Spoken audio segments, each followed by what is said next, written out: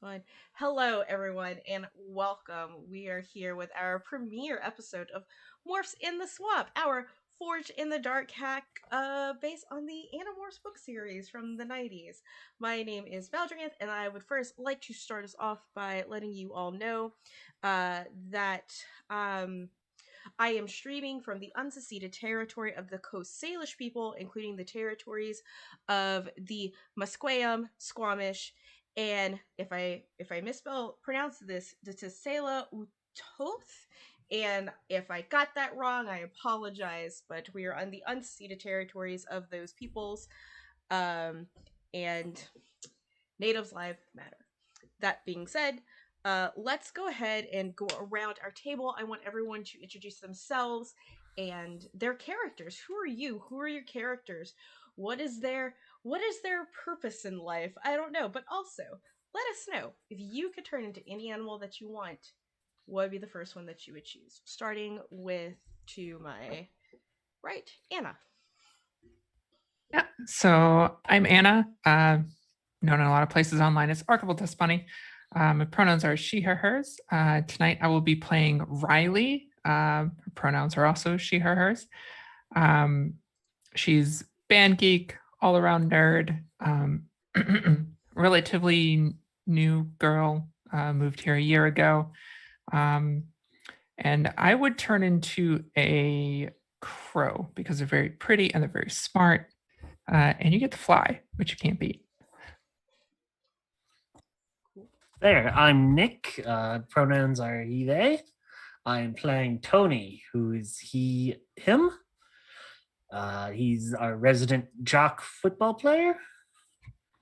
And if I could turn into an animal, I would probably go for a cat first because of convenience reasons. Yeah. And please, Tony, if you can, just real quick, please check your subtitles on Google Meet, please, because you're not coming through.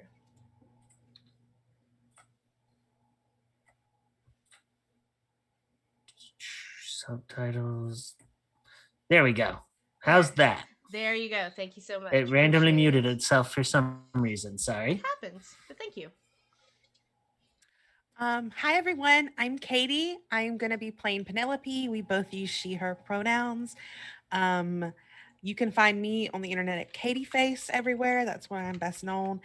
And Penelope is a cheerleader, very excited to form friendships and relationships. She's just very happy-go-lucky. But if I could turn into an animal, I think I would want to be a bird because like Anna said, flying is a really good thing to have. It would make a lot of long distance relationships very easy. Nice. My name is Ali, and I'm playing Javier. We're both he, hims. Javier is the coolest nerd in the room, but he's still definitely a huge nerd.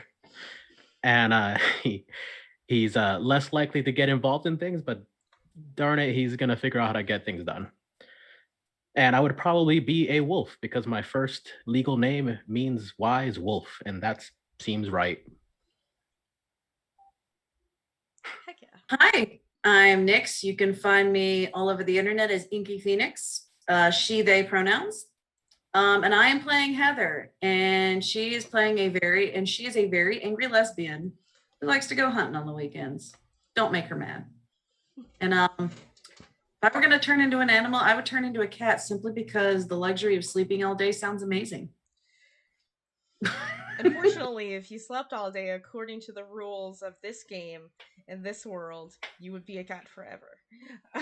Is that so bad? Have you seen how spoiled my cats are? Nah, it's fine.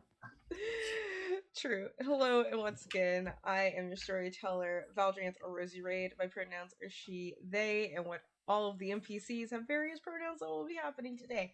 I would like to remind everyone that, of course, yes, we're in fact a viewer-affected game. You can affect the game with your bits, subs, and donations. For this particular game, it's very similar to our other Blades in the Dark skins that we play here. For every 100 biddies that you that you give to the channel, you can give a reroll to anyone that you see here. If you subscribe to the channel, you can add an extra dice to anyone's pool that you see here. And if you do a $5 direct donation to the channel, you can give an auto-crit to somebody here. And a $10 donation you can give me an idea. You can maybe make something happen. We'll see. That being said, none of these ideas will ever cross any lines and veils that we have set here, because this channel values the safety and comfort of of our players. And, you know, I'm still going to put them through some trauma, so don't worry about it. And with that, let's get started.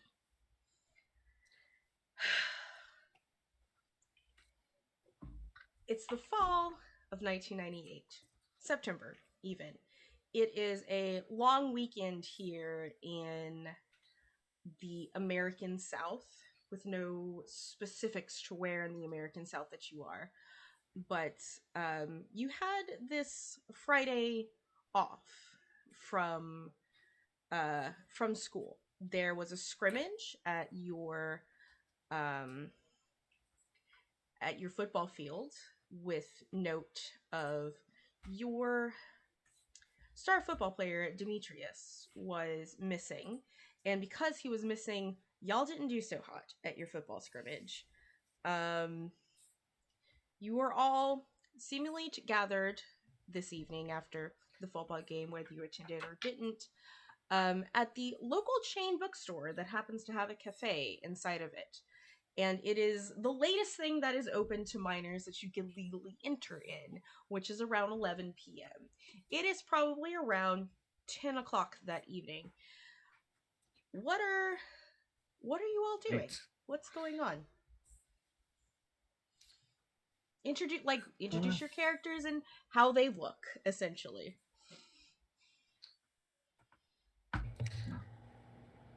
Well, I'll start. Tony's probably, if any of the other football people are around, talking to them and trying to cheer them up, because it kind of bites even to lose a scrimmage. Other than that, he's trying to look at and deciding whether or not to purchase some of those new magic card things. His parents don't like them, but it's apparently really fun and competitive, and that's totally his jam. Mm-hmm. How does Tony look?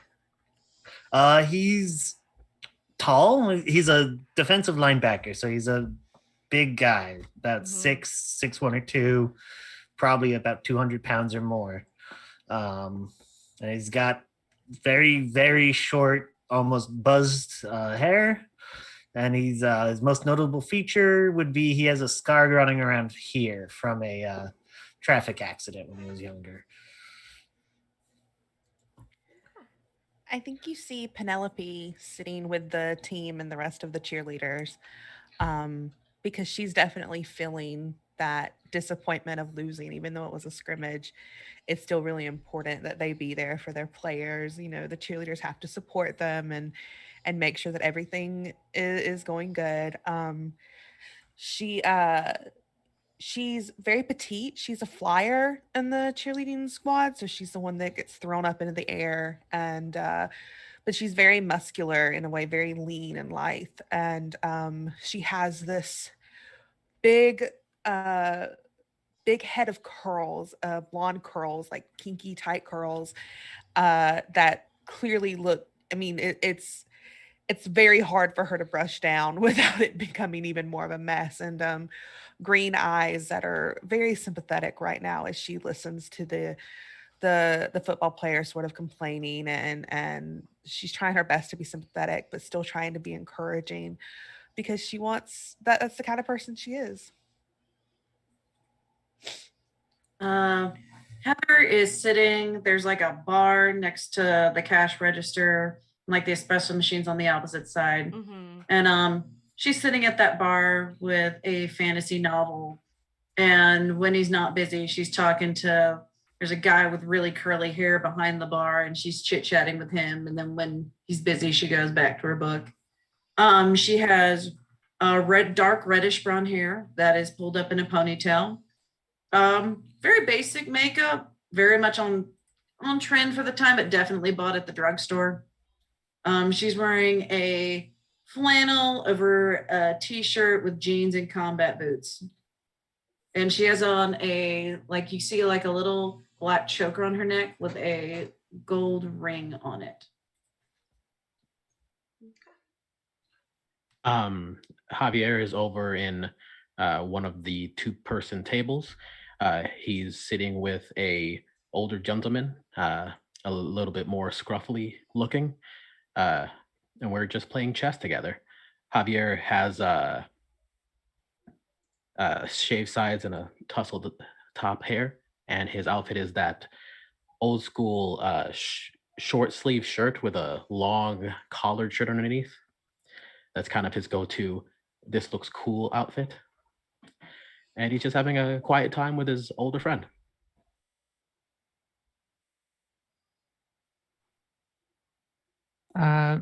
Riley has curly dark hair pulled up in a bun, kind of grungy makeup, but leaning more towards the presentable side of it. Band t-shirt, garbage, jeans. She's over by the magazines, thumbing through the most recent issue of Nintendo Power, looking at what games are coming out over the next few months. Okay. Fair. So you're all sort of sitting here, all feeling or not feeling, for some of you, your loss that you went through. So Tony and Tony, your buddy Dennis is kind of sitting there with you, and he's seemingly a little less upset than about it than everyone else. Like, there's just definitely this air about Dennis, that is just like, we lost, and he just seems to be sort of sipping on his iced coffee, not really engaged with anyone else when it comes to this conversation that's happening. Hey man, you feeling all right? He sort of just, what? Oh, yeah, I'm all right. I'm all right. Just I got hit. So I'm a little dizzy. But it's fine. I'm fine. Don't worry about me. Well, if you say so, but I'm here, Ben. If you're going to talk about something that's bugging you, I'll listen. Lifts a brow up at you, and he's like, "Yeah, you're always the listening type, aren't you?" I try. Mm-hmm. Yeah. He kind of leans in. I mean, to tell you the truth, I kind of think I want to quit.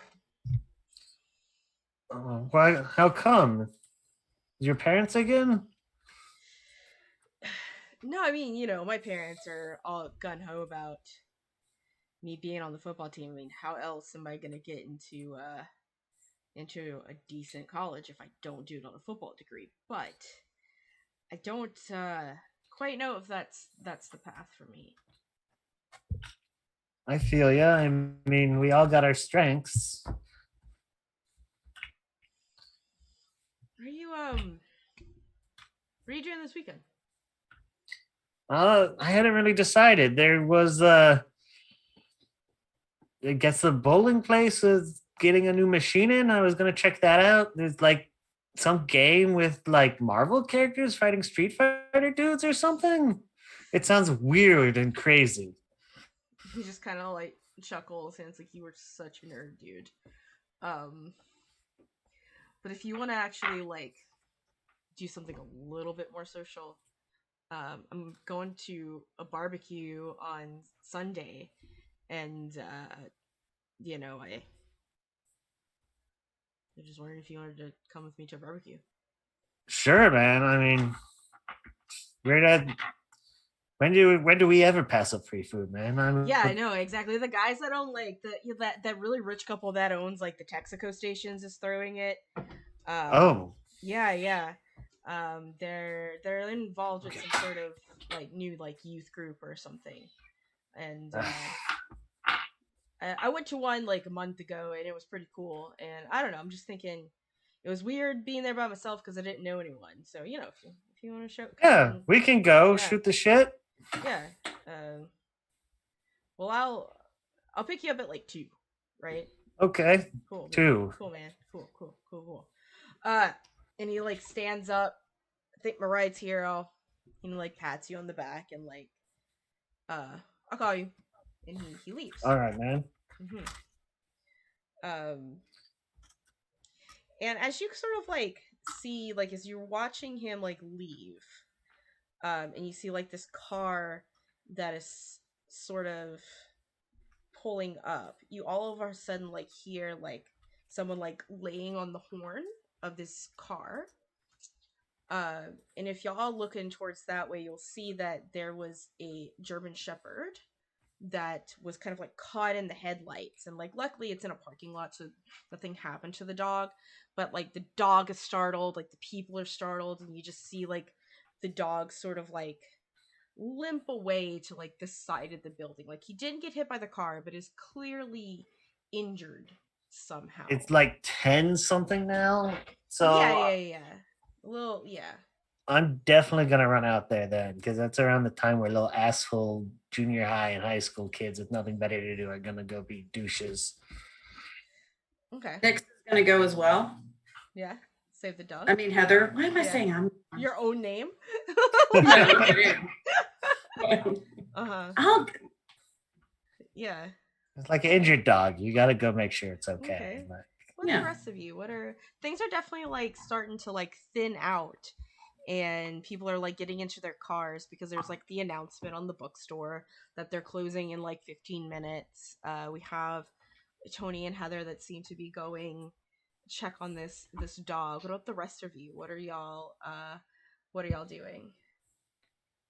Yeah, if I could see the limping dog, I would definitely check on it. You all definitely like these have like these huge like glass windows for like the front of the building that if you're anywhere near the front you can definitely see. Yeah, I spent a lot of time with animals with my mom at the zoo, so I would definitely head out to see. Okay. You're muted, Katie. Sorry.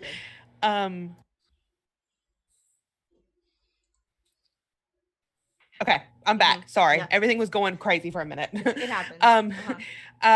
When Penelope sees everyone rushing outside, I think she like looks at her best friend Lynette and just raises an eyebrow. I was like, I'm gonna go see what's going on out there. And she stands up and runs after the rest of the people. Lynette just is like sucking on a lollipop, like looking over what is it, Teen Bop or whatever, like the magazine. Like it is like, yeah, sure, my are you riding home with me, or yeah, just like always. Okay, but I want to know what's going on. I'm nosy as hell. Yeah, you're definitely nosy. Well, just go,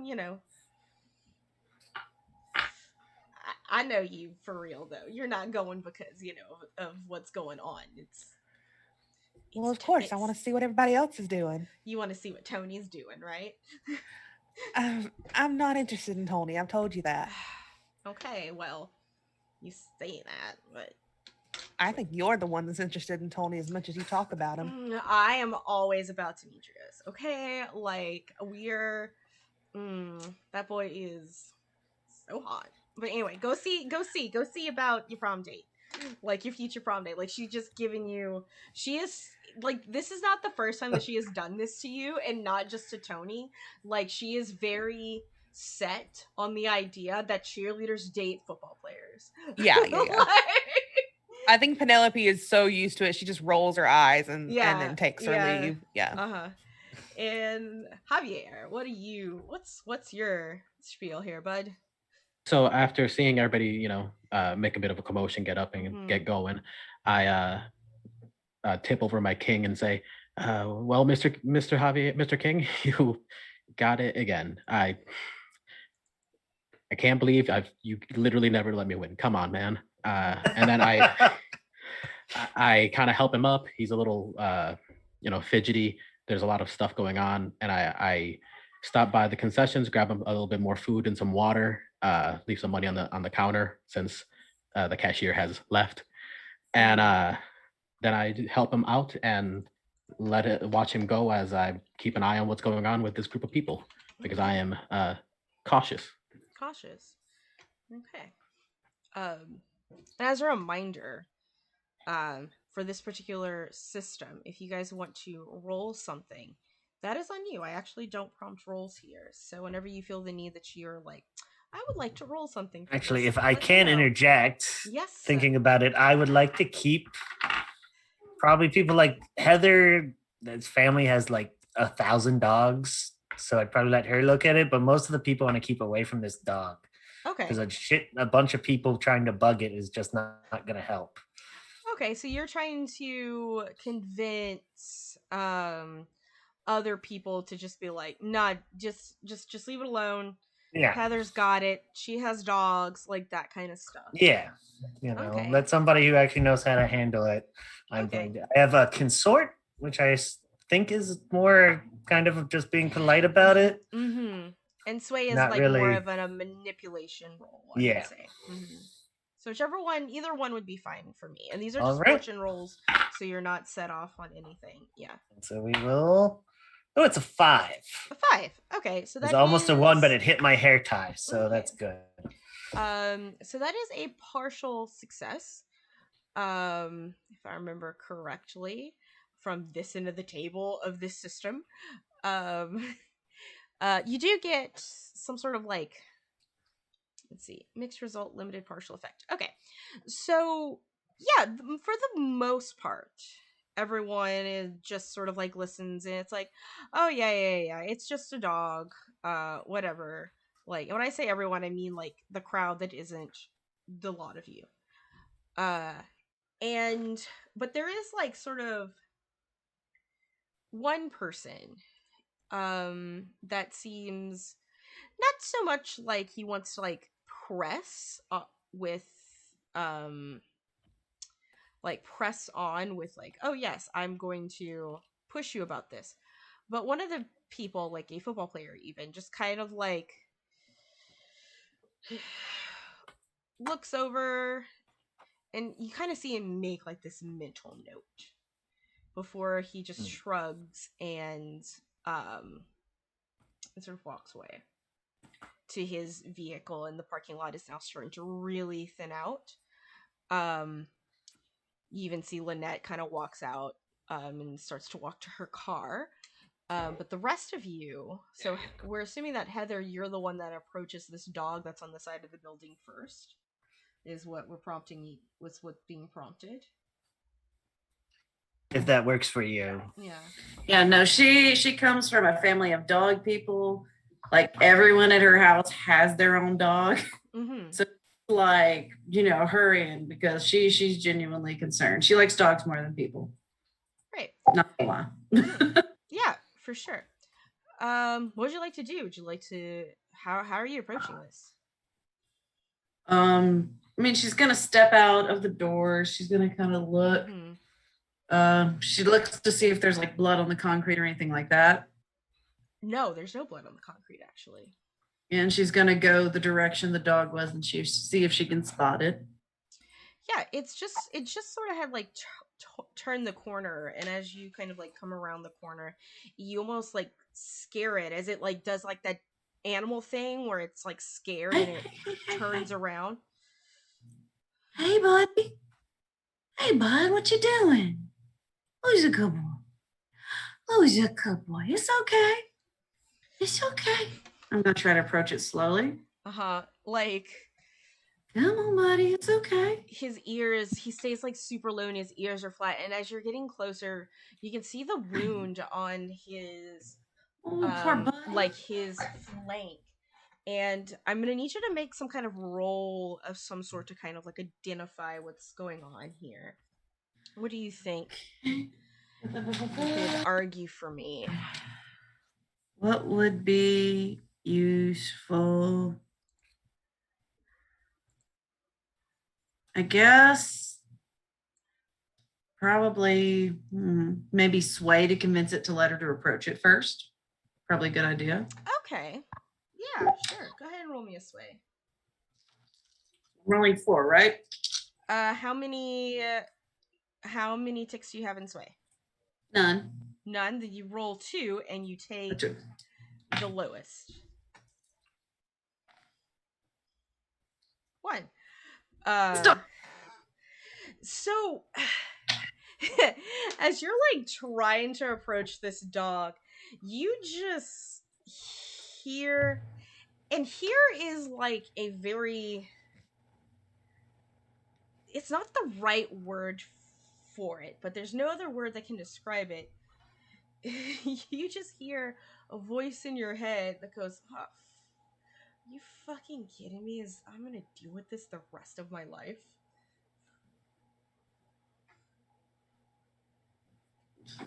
Nothing. Hey, buddy, let me see. Hold on. She's gonna pull into her backpack and pull out a dog treat.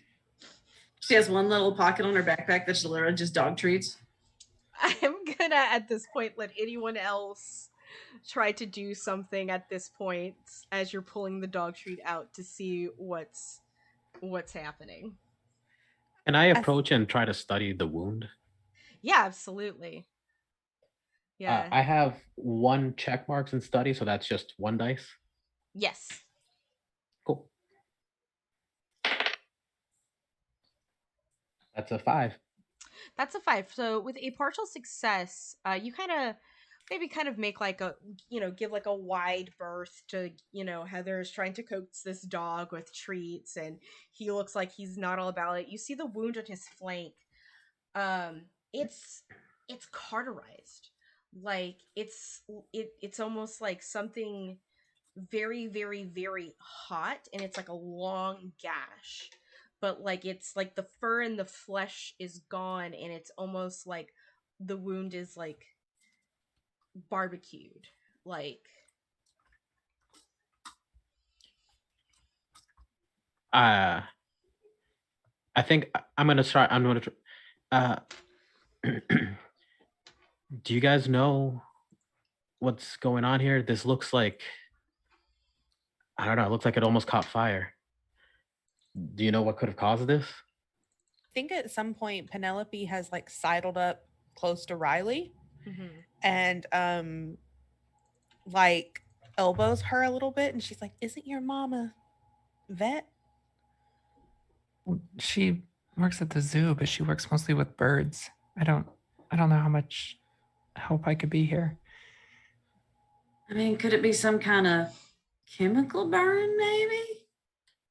No, it looks, from here, what I can see, it seems to be an incision or some sort of entrance was made.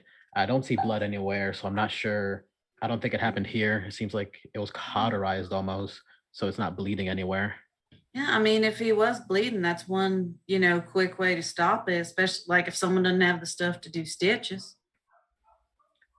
I take out a little notebook and just start writing down some notes about what's going on. Do you think we should try and take it somewhere? Is there like a 24-hour vet hospital somewhere? Animal hospital? Definitely not. There's definitely not a 24-hour vet in the 90s in central Louisiana. That requires them to be cultured. So sorry. As you, Penelope and Tony, though, as y'all kind of like get a little bit closer and you see this dog, it actually seems a little familiar to you. Both of you know this dog. You've seen this dog before. I mean, after all, you're maybe even Riley, depending on how many parties Riley has been with football players and cheerleaders. But Tony especially, this very large, well-bred, well-put-together German Shepherd actually looks a lot like Demetrius's dog, Spike. Oh, he wasn't there today. No, he Penelope, you hang around a bit. Do you think this is Spike? I mean, it sort of looks like him, doesn't it? Does he have a collar on? There's no collar. I think she gets closer and she just sort of holds her hands out very like, she means no harm. She says, Spike? Seeing if like his ears perk up or if he looks has some form of acknowledgement. Yeah. I'm just gonna hand her the treat and see if she has better luck.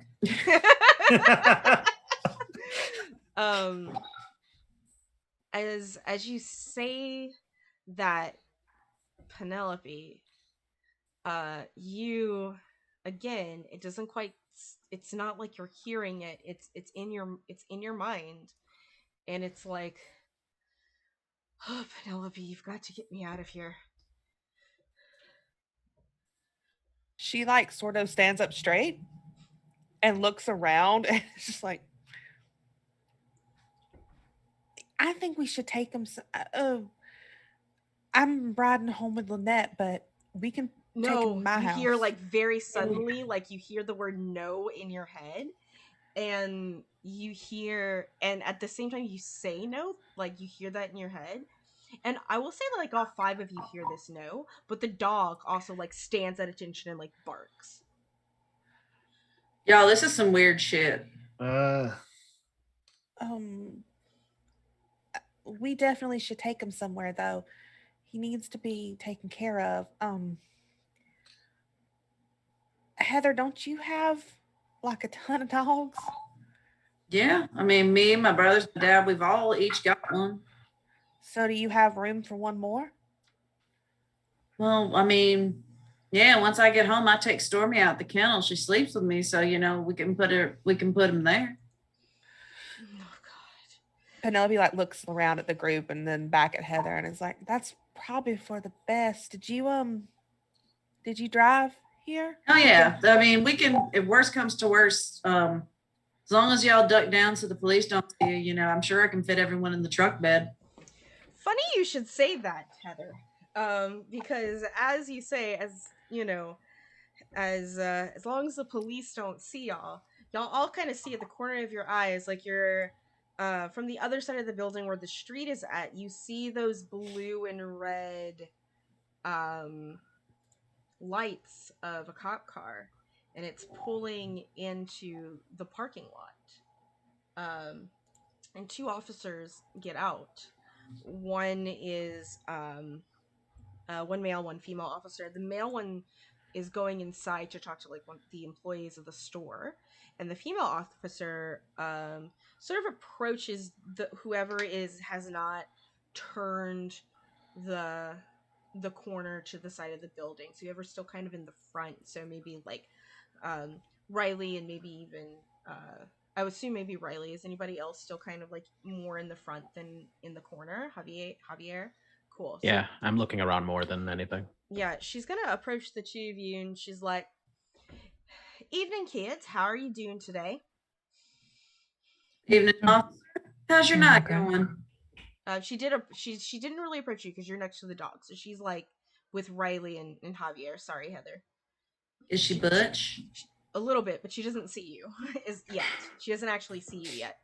So she's the first person that she really approaches is Riley.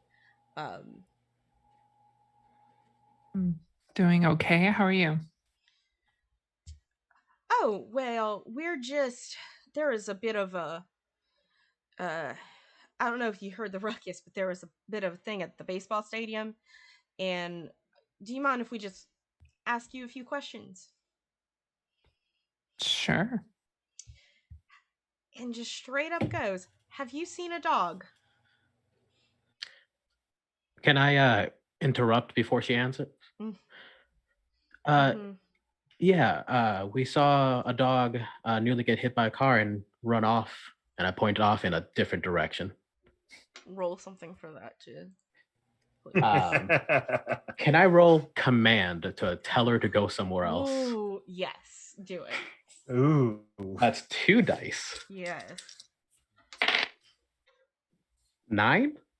It's one. It's not added. What's the highest? It's the you can get? highest. The highest. Sweet. Yeah. 6. 6. All right, that's a success. The only time you count multiples is if you get 2 6s and it's a critical success. Right, okay. And she's gonna like, give you a nudge, and she's like over towards the she like points the Hobby Lobby over there, right? Yeah, next to the butchery, I think the smell of meat. All right. Well, thank you so much, young man. It was if you see anything, my name is Officer Amanda Doyle, and she like hands you her card for you to call her, and is like, you just if you see this dog again, just find a payphone wherever you can, go inside the store, just call me. It's very important that we find him. He went missing from his owner recently, and we just want to make sure he's okay. Of course, ma'am. Mm-hmm. As she walks away, I look over to Riley. I drop the card and say, "Never trust cops," and just Thank go you. back to the group. Nice. Like the rest of you who are with this dog, as soon as like those lights had flashed and the voice of that cop was heard, like he just sort of like makes himself smaller and just like gets really close to y'all and is almost like using your body as Javier. I think like Penelope is taking Yeah. advantage of that. Like she has knelt down even more so on her knees in front of this dog and is trying to like body block it just in case the cops had looked that direction. Yeah. Hi, Four, the creator of the skin, is in here with the 4 friends. Hi, Four. Oh, cool. Yeah. So yeah, he's gonna like fully take that on and like do that, like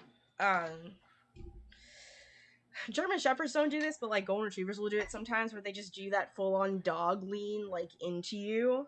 And she gives it little scratches behind its ears and she's just like, we're gonna get you out of here, don't worry about it, we'll take care of you real good. And around this time when things kind of start to clear off, you're gonna hear Penelope,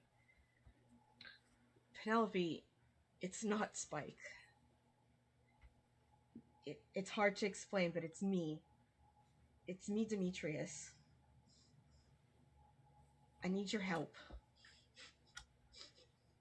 She like is clearly confused. Yep.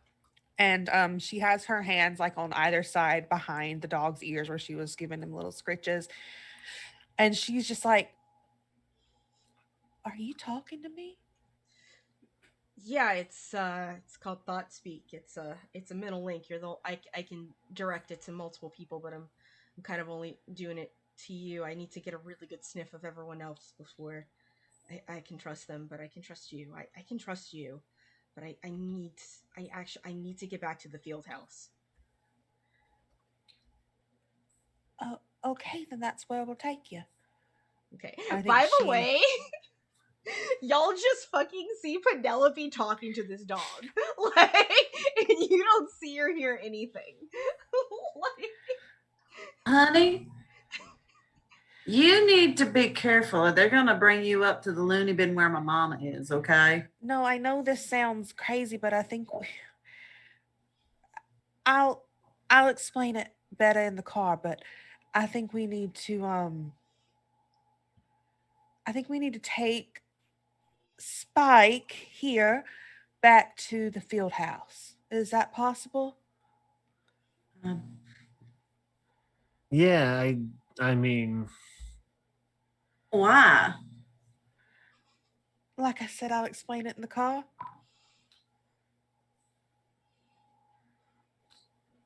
So what you're saying, let me get this straight. You want me to drive you somewhere in my truck after curfew where we're probably not supposed to be because a dog told you to, but you won't tell me till we're on the way.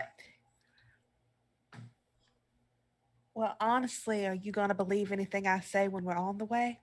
It's probably best to just trust me. Come on, Heather, you know me. I wouldn't lie to anyone. And then Heather, you just hear in your voice, yeah, Heather, you know Penelope wouldn't lie to anyone. Shit.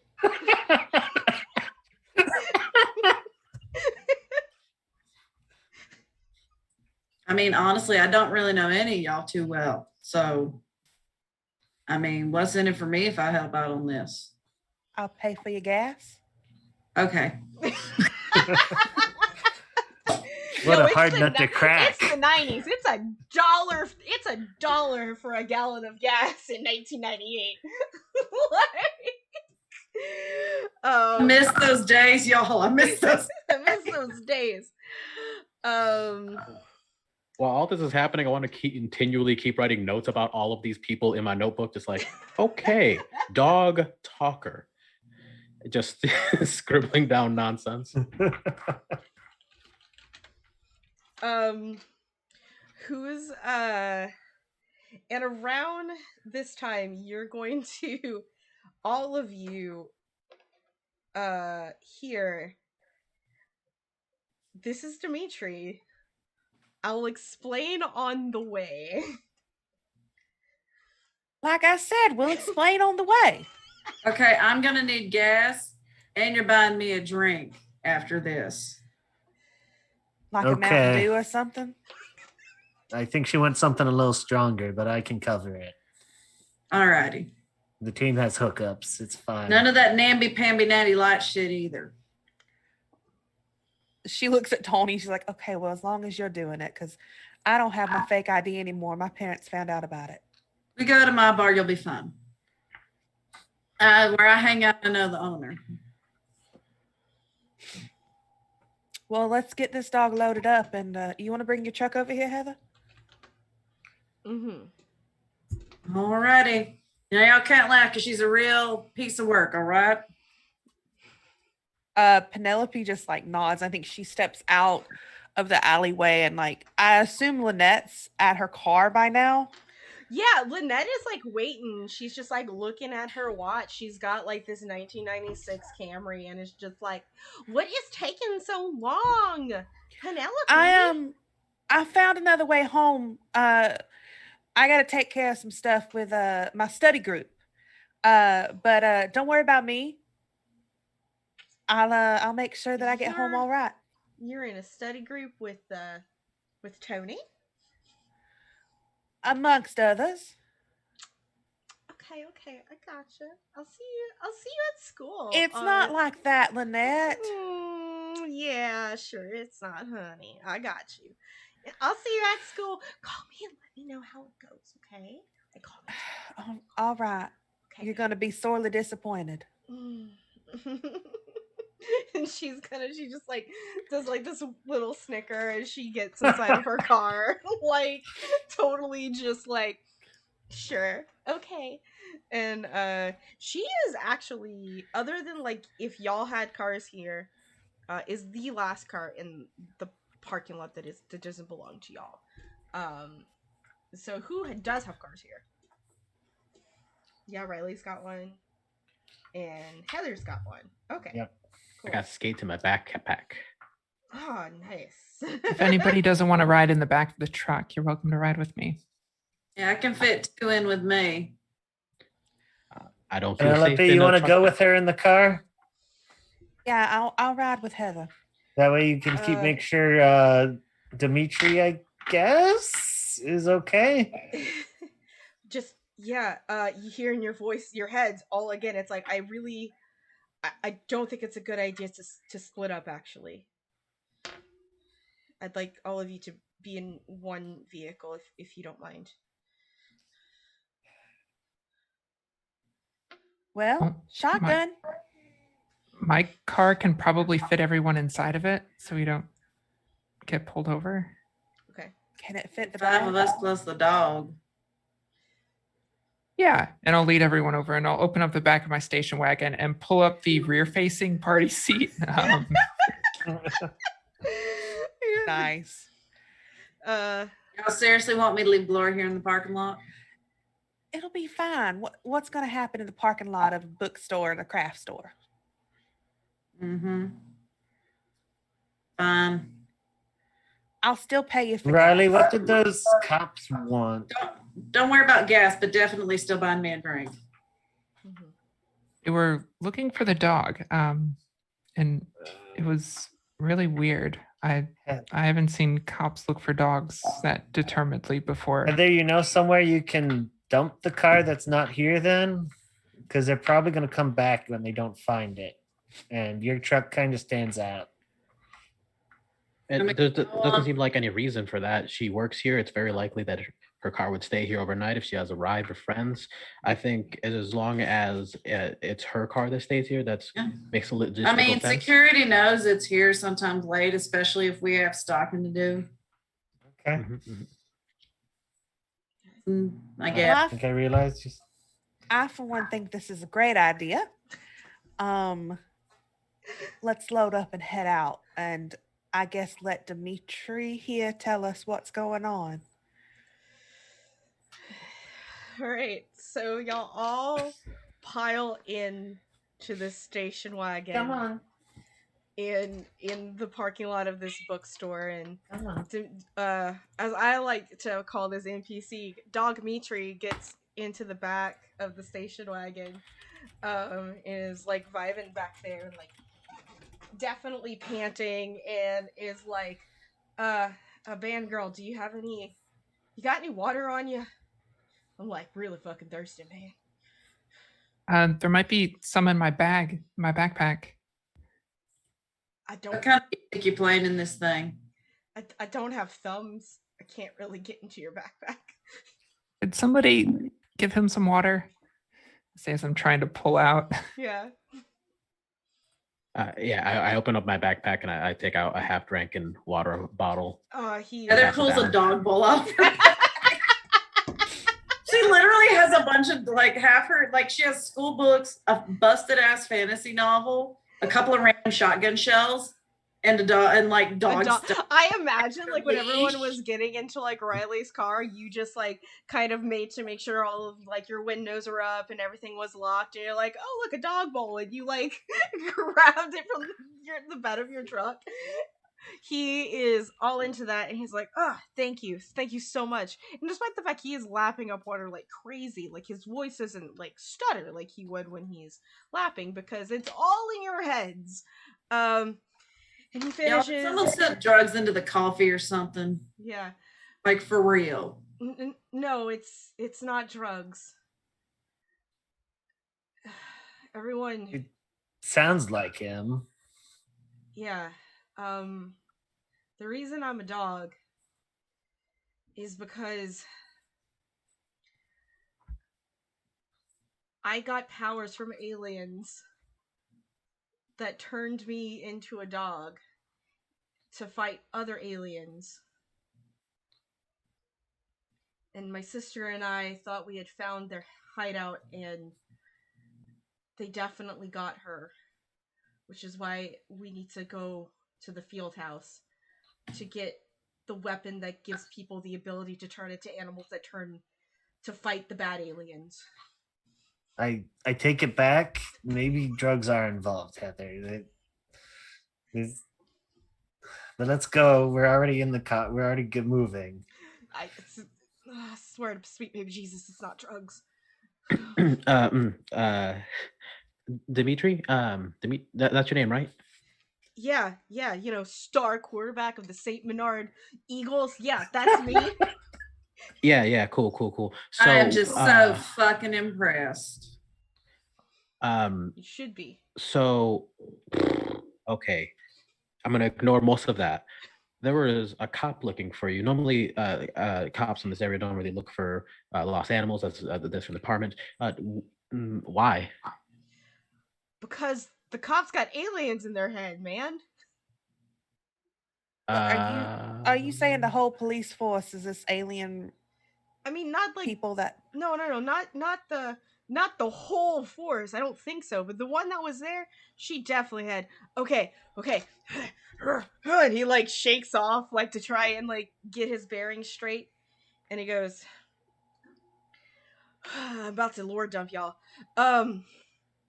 So Tony, you know how like my family and I went up the West Coast to for family vacation. Yeah. A bunch of those schools out there were scouting at you, right? Yeah, I was thinking about going for Washington Huskies, but but anyway, that's not important. So Danielle and I, we kind of came across some people who told us about what was going on. Everyone open your Animorphs book to the invasion, page 34. That makes me happy. And he goes, anyway, it's where we learned about, and he like dog huffs, like, okay, I'm sorry, I'm still a little frazzled. I got shot at, and I had to hide, but there's these aliens, and they're called Yeerks, and they will crawl into your brain, and they enslave you. And they've been all over the planet trying to enslave the human race. And they're here now. And my sister and I found where they were setting up the baseball field using the dugouts as an entrance to like their hideout, where they go and like have alien dinner or whatever. And these people, they gave me the box, the blue box that helps us turn into animals, because it's like so we can fight these things. And the blue box is in the field house. And if they got Danielle, and he's starting to get like a little more frantic, and Danielle, y'all would know, who know him well enough, is his older sister. And if they get Danielle, they'll know that we were people and not the aliens that invented this, and they're gonna know where I hid it. And if they get their hands on it, on this technology, like, we're fucked. So we really need to go, and we need to get this box in my locker at the field house. Okay, well, we'll get the box. Are we really going along with this? You can at least look. One questioning the sanity of this situation. Well, I did mean- you all hear about a box in the field house? Because we shouldn't all be hallucinating the same thing. This Dimitri is talking to all of us at the same time. We're all hearing it. Yeah. So at least that part's real. So Slip something in the coffee at the shop and it's affecting I all. didn't drink any of the coffee though. I Neither don't did drink I. caffeine. What is wrong with y'all? I'm an athlete. So am I. You shouldn't Gives be me drinking. headaches. Listen, this isn't even an argument we should be having. And if We I'm need to not help drinking Dimitri. coffee, I want to get me a bottle of Josta. That shit's good. Listen, we're all experiencing the same thing. The least we could do is go check it out and find out if we really are all hallucinating at the same time. Riley, are we Okay. close to the field house? So we'll say that y'all, in characterly, so the field house is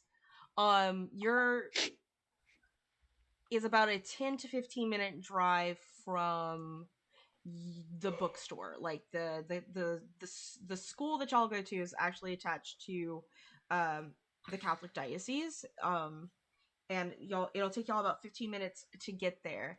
And this is where, if y'all are deciding to go along with this and go to the field house, this is where I would like someone to make an engagement roll for me. I want to. All right, so let's look at the rules for engagement rolls and see what's going on here. Let me do it. I roll like shit. So engagement rolls, you get a base dice. First and foremost, what is the detail of this? Are y'all doing an assault mission, a deception, stealth? It's not a cult, it's space. A social or a transport mission? How would y'all? Either. I definitely think stealth, right? Yeah, I'd Probably assume stealth. We got to sneak into the school into the locker, so stealth makes the most sense. Very particularly like the field house for the Where they said the Where the aliens football were, field, yeah. where the baseball team, like they said they were in the All dugout. right, so definitely to kind of give y'all a little bit, the aliens they said are at like the minor league baseball field that's in the town. And the field house is the football player field house for your school. Gotcha. I was thinking it was baseball player field house. Gotcha. Yeah. So that's what's going on. All right, cool. Y'all get a base fortune roll. Do y'all consider this operation particularly bold or daring? Yeah. It would definitely be bold, yeah. We're teenagers. We don't know what's going on. Okay. But we're also breaking in after hours to the school. Yeah, We're teenagers. We're dumb as shit. You're dumb as shit. It doesn't make it not bold or daring. Two syllable shit. Yeah. All right. Cool. Does the plan detail Love this. expose a vulnerability of the target or hits them where it's weakest? I don't think so. Unless we want to consider this blue thing being something they really want and we're taking it from them, that might be weakening them. I mean, they don't have it yet, though. They don't have But they're it also yet. going after it. And if we can get there first, that might weaken them. At the very least, it's us getting something they want. Yeah. We have It's also leverage. another dice we can roll. So it's really good to have it if we can make sense of it. Mm-hmm. I would say that y'all know no, it really doesn't expose anything, I'll have to say. However, did friends or contacts provide aid or insight? Yes. Yes. Okay. All right, now I have to answer these questions. The target is not a lower tier, and you don't really get any modifiers. Actually, no, I will give you a district modifier dice because you're going to familiar territory since you all go to this school. So far you have 4. So let's see if we're taking any away. Is the operation overly complex and contingent on many factors? Yes. Is the target strong against this approach? Have particular defenses or preparations? We have no preparation, so they can't. We don't know. We're good. Are there any variables interfering? Target is a higher tier. So y'all are down now to 3 dice. Okay. From my questions that I have to answer from my meta. Mm-hmm. Okay. I'll roll 3. You can do it. I believe in you. A 6, a 3, and a 3. All right, so you got a 6. You're in a good result. You are starting this now in a controlled position. So now rolls are no longer fortune rolls. Any roll that y'all make is from we will set your position and your effect. So we're officially in the mission phase of this game. All right, so you're controlled. However, as y'all begin to drive, towards the field house, on the way there, and the route that you would normally take,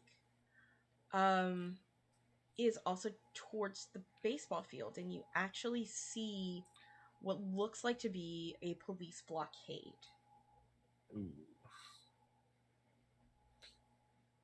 You're driving, Riley. Yeah, do I see it early yes. enough that I can turn off? Yeah. Okay. Yeah, you turn off. Yeah, I would just pick a random street and go down and blockade. Does anyone know another way to get there that's not as busy? Yeah, we can go around the back way. There's a dirt road that takes you through a couple of alleyways. We would go that way when we were surprising the football players before homecoming. Surprising, is that what they call it? I don't know what you're implying, but we gave them gift bags full of candy. Yeah, they that was mostly the surprise. Mm-hmm. From most of you. Side-eyeing the dog, I will follow the directions. Like you look in your rear view mirror at the dog and you're like, yo. It was Okay, good candy. seriously. I don't know. They got us the fancy stuff. I was happy. Seriously, I'm gonna need several drinks after this because this is fucked up shit, y'all. And then like there's just like this one groan from like the back of his head, and there's like the canine. I'll never. Oh, you shut the fuck up. He's like, I'll never be able to have chocolate again. Like, Pussy. it will literally kill me. What's your name? Who are you again? Doesn't matter to you. And for the record, it would not kill you. My brother's dog ate a whole chocolate covered apple before Christmas the other year and was just fucking fine. You can eat chocolate. I figure this is misinformation. I mean, don't eat like the whole candy store, but you're not going to die if you eat a piece of a Hershey bar, okay? Are we really arguing about chocolate and dogs when we have to deal with aliens or some shit? Mm-hmm. Yeah, if you turned into a dog, why don't you turn back? You don't know the magic words? No, there's... I bet it's Shazam. That's what I read. Abracadabra. I had to hide so that they wouldn't find me. And when you change, there's a time limit on the technology. And if you go past that, you're just... Anyway, how close are we from... Can we roll down a window? I'm feeling nauseous. We should be there soon. Riley's on the right track. Yeah, thanks, Band Geek. Appreciate it. You don't have to call me that. Well, I don't... That's what everyone calls the band kids on the football team. Because that's what y'all are. They're assholes. Stare forward as I drive. You kind of like... Sorry, Riley. A lot of them they're very busy. It takes a... Yeah, busy. That's what we are.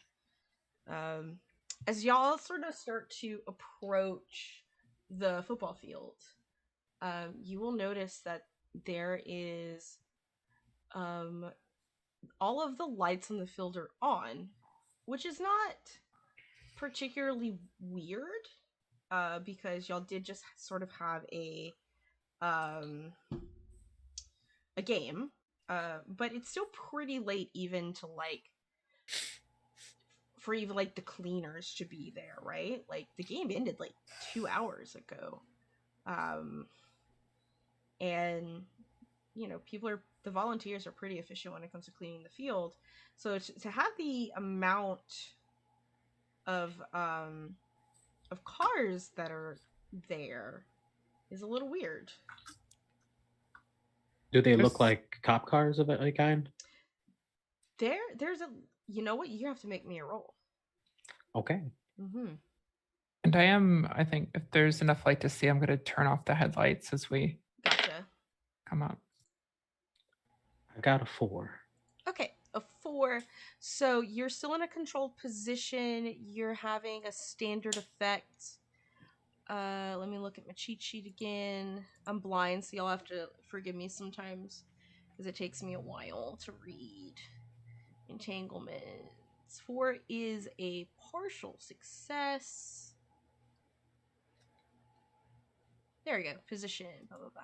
All right, you're controlled for. Withdraw or proceed with a minor consequence. So you are, you're sort of looking like, yeah, there's a cop car that is there, like one clearly marked cop car that's there. And Riley, as you sort of like turn your lights off, approaching from behind you in a clearly a very large truck, like someone turns on their brights. Can I recognize who the truck is? Like if it's another student or someone my parents might know, that sort of thing? That's a roll. Yeah, I'll roll survey. Mm-hmm. Yep, and with survey, I say that would be pretty, yeah, you would have a standard effect with the survey. 5. A 5. It does not belong to anyone that goes to this school, but you have seen this truck before. You don't know who it belongs to, but you've seen this truck before. It just looks familiar. Maybe you saw it in the parking lot at the bookstore, even. Oh no. I don't have the numbers for that. No, it's Okay. not who made that roll. I'll say to the dog because that's what we're doing now. Are those friends of yours? You're my only friends. As he like gets down lower to like hide his silhouette. Dude, you don't even know my name or her name. Yeah, but you don't have slugs inside of your head. And I got slugs inside of my backpack. Please don't joke about that. Well, if you can't joke about it, it's just gonna break you down. And like he's like he's very purposely like hiding his silhouette, and like this truck is tailing you. Have you stopped, or are you just have your lights turned off? I don't think we've stopped yet, and I'm gonna look at the Okay. rest, but especially Javier, You're the one what driving. do we do?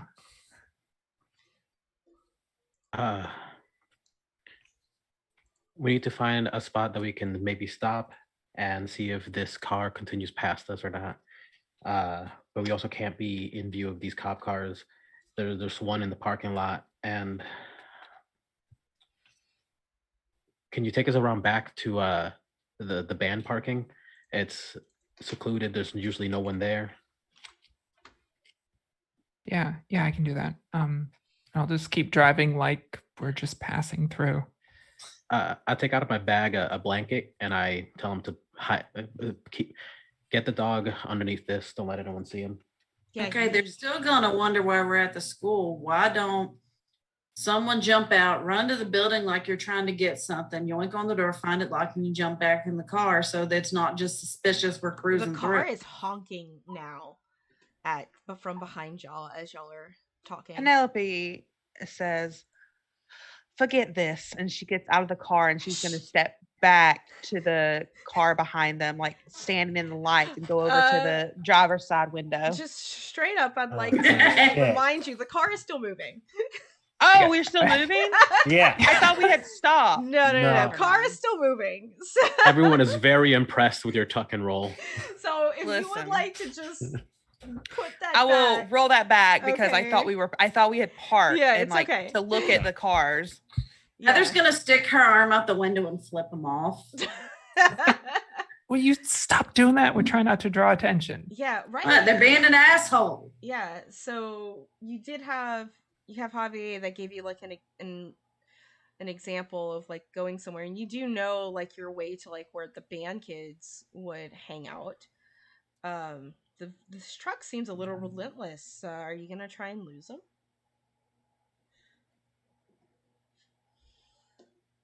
I mean, heading towards the band I got parking an lot. idea. I got an idea. It's gonna take like 3 shotgun shells that are like sitting in the bottom of her bag. Yo. And she's gonna toss them out and see if that truck will run over him and set him off. Okay. Oh damn. Oh damn. Okay.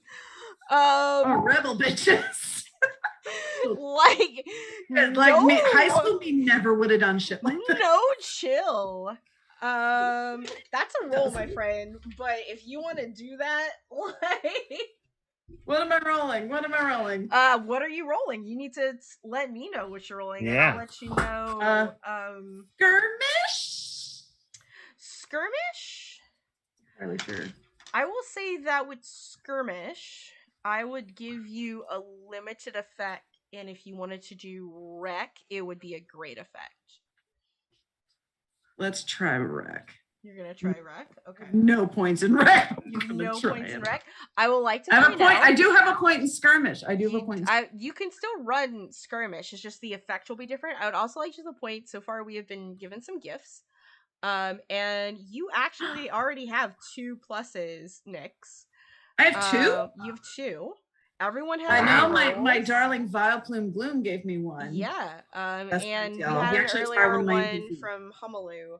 And Oh, thank you. And Didn't Riley get that. has 1, but everyone has so you can roll and you can stack as many dice as you want. I would also like to remind everyone some of the resources that take part in these games. You can push yourself for 2 stress to add a dice. So if you want to like add on multiple dice. Oh, we can assist too, can't we? You can assist for a stress, yes. Someone can assist you and So they would take the actually, stress. if Yeah. you're still going to do rec, I will give a stress. Make sure you put it that type of truck. They always are saying there's a problem under the blah blah blah fender. The chastity? Gotcha. Chastity? Yeah. Okay. So you're All gonna right. get an So assist. can I roll all 4, or do I get another one for the assist? Or So you only roll when you don't have any. The way that it works, if you don't have any dice, you roll 2 dice and you take the lowest. You're at a disadvantage. Okay. So you have been giving 1 dice now. Okay. Through assist. You can add another dice either with a gifted one, or you can use your stress resources by taking 2 stress. Use the gifted As one. of yeah. So that's 4. You use one. No. You're gonna use one of your gifted ones. You have Yes. no chicks in rec, right? Nope. Then you have 2 dice. 1 from the assist and 1 from the gift. Okay. Yeah. It's still the lower one? No. Now it's just normal rolls. Yeah. 6. You got a 6. Nice. Nice. So with a great effect in a wreck, you sort of like with. Are you sure you're in a stream? You just sort of like Track girl. She does running and she does shot and stuff like that. You just like hang out of the window and you just sort of like, oh yeah, and you toss those shotgun shells, and sure enough, it rolls over and very loudly, pa pa pa. So now, just letting y'all know, and it stops and it sort of like screeches real hard and goes like across this gravel road, and the truck flips because Riley, of you the should gravel. speed up. Yeah, we did a real good I job do not speed up. attracting any attention. Asshole deserved it. And now they'll be paying attention to him. We're supposed to be quiet. Was that the car that hit Dimitri? No, that was the one that was picking up your friend Dennis, remember? So this one doesn't belong to anyone that y'all know of. But yeah, so and the truck flips, right? Riley, you're in control here. You're the driver. Like, this is your car, Riley. I don't know that I'm in control here, but You're in white control of our knuckles, I'm gripping movement. the steering Keep wheel. going. It'll be fun. And I am going to Don't be speed paying up and attention. head for the band parking lot. Okay. I will say that y'all are now in a risky position, but like, it was a success, but because y'all are going for stealth and y'all are clearly not being stealthy, like, your position is now risky. So you take off. So I would like for you, normally I don't prompt rolls, but for driving, because this is a gravel road, so if you're speeding or anything is going wrong, the chance of flipping is actually very high. So I would like for you to make a roll to make sure that you're a-okay. My suggestion for this would be finesse, because in typical Blades in the Dark, finesse is for operating vehicles, but if you want to argue something else for it, be my guest. Can I assist and take stress? Call out anything I see on the road? Absolutely. Awesome. And I will do finesse because that's the only physical trait I Cool. have anything in. Yeah.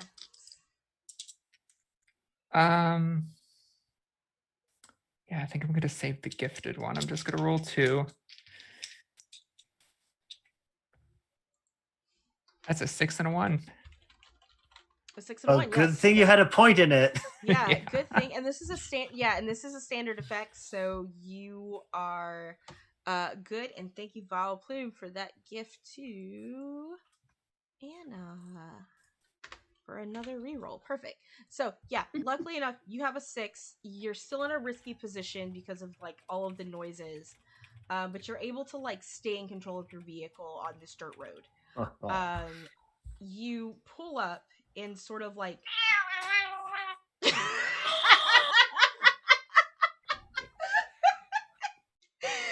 that The sound of the protest. car as I hit the brakes. That protest with her cute little her coat of shame. Oh man. She has a breakout. So you pull up in this parking lot into kind of into the band house, right? And there's definitely a little less, there's less vehicles here. It's still very close to the field. But the field house is on the other side of the field. Like you have the band on one side, and then you have the field house on the other side.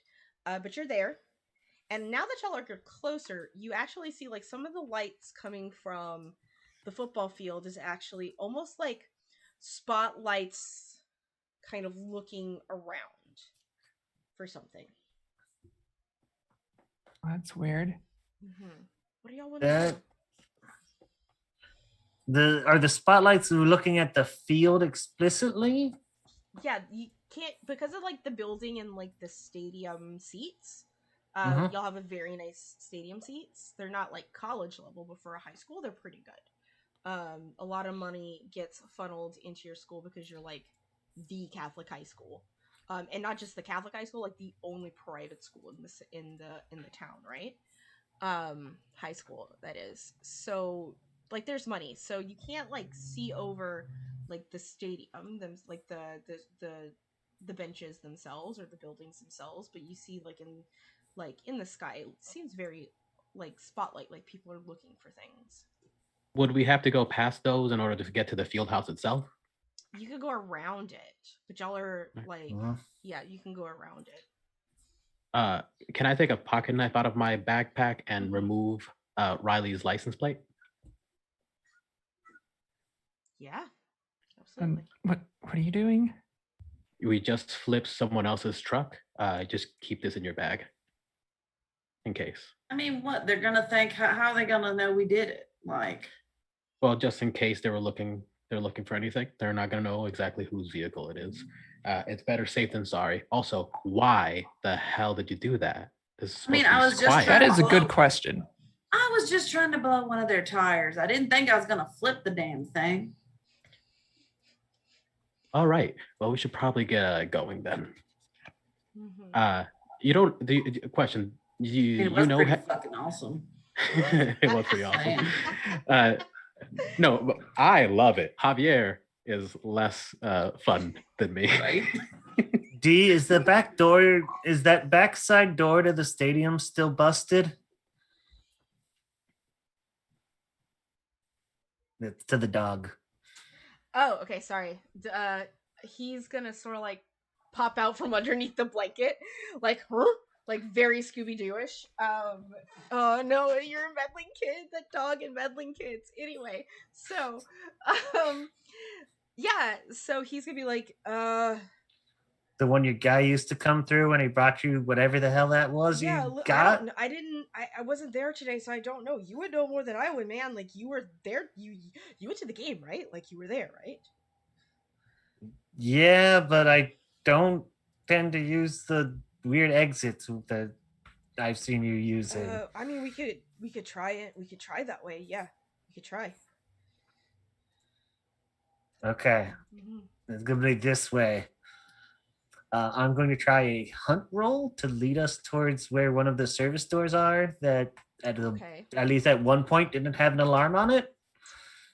But Tony's too good of a boy to know if the alarm's been fixed or not. Yeah, so you're gonna try and roll hunt to find this door that that is normally busted and the alarm's not on it. Okay. Yeah, so you're still in a risky position at this point. Can I offer an assistance to him too? Yeah, absolutely. Always take it. I take explicit notes of things that might be useful, and I can help him find the door. All right, cool. Yeah, go ahead. Go ahead and you'll get an assist. Great. You know, I'm about to rack up these stresses. Yeah, be careful. This is your resource. Like, stress is your resource. So I definitely, it's like, yeah, rack up them stresses. Do it. It's what it's for. Yeah. So go ahead and roll hunt. You'll be in a standard effect, we'll say. Okay. Do I want to? This would help a lot if the store actually works. So I'm going to go ahead and take stress myself and get a third die. Get it. And I'm glad I did. A 1, a 2, and then a 4. Ooh. All right. So the 4 is a success. You do find this door with the helps. Is everyone going with Javier and Tony and Dimitri? Is anyone staying back with the car for lookout? Like, what's the other three? What the other three of you are doing? Real quick. This is why Tony is not a quarterback. Mm-hmm. He is not good at the plan. Penelope would stay back because she thinks she Gotcha. might be able to talk her way out of anything. Gotcha. Okay, so Penelope, you're gonna keep an eye on the car. All right, Riley, what's Riley doing? I hate to leave my car there, but seeing Penelope hang back, I think I'll go with the group approaching. All right, and Heather, what you doing? Going with them. All right, cool. So Penelope's hanging back, looking. The rest of you find this door, and sure enough, you find it. But as soon as you get there, you just kind of see Dimitri's like nose sort of wiggle, and he sniffs, and you see him take a couple steps back, and he's like, "Oh no, we gotta go." All right, let's go. Heather turns and starts walking back. How loudly do you say that? Not loud. Okay. Well, you do say it.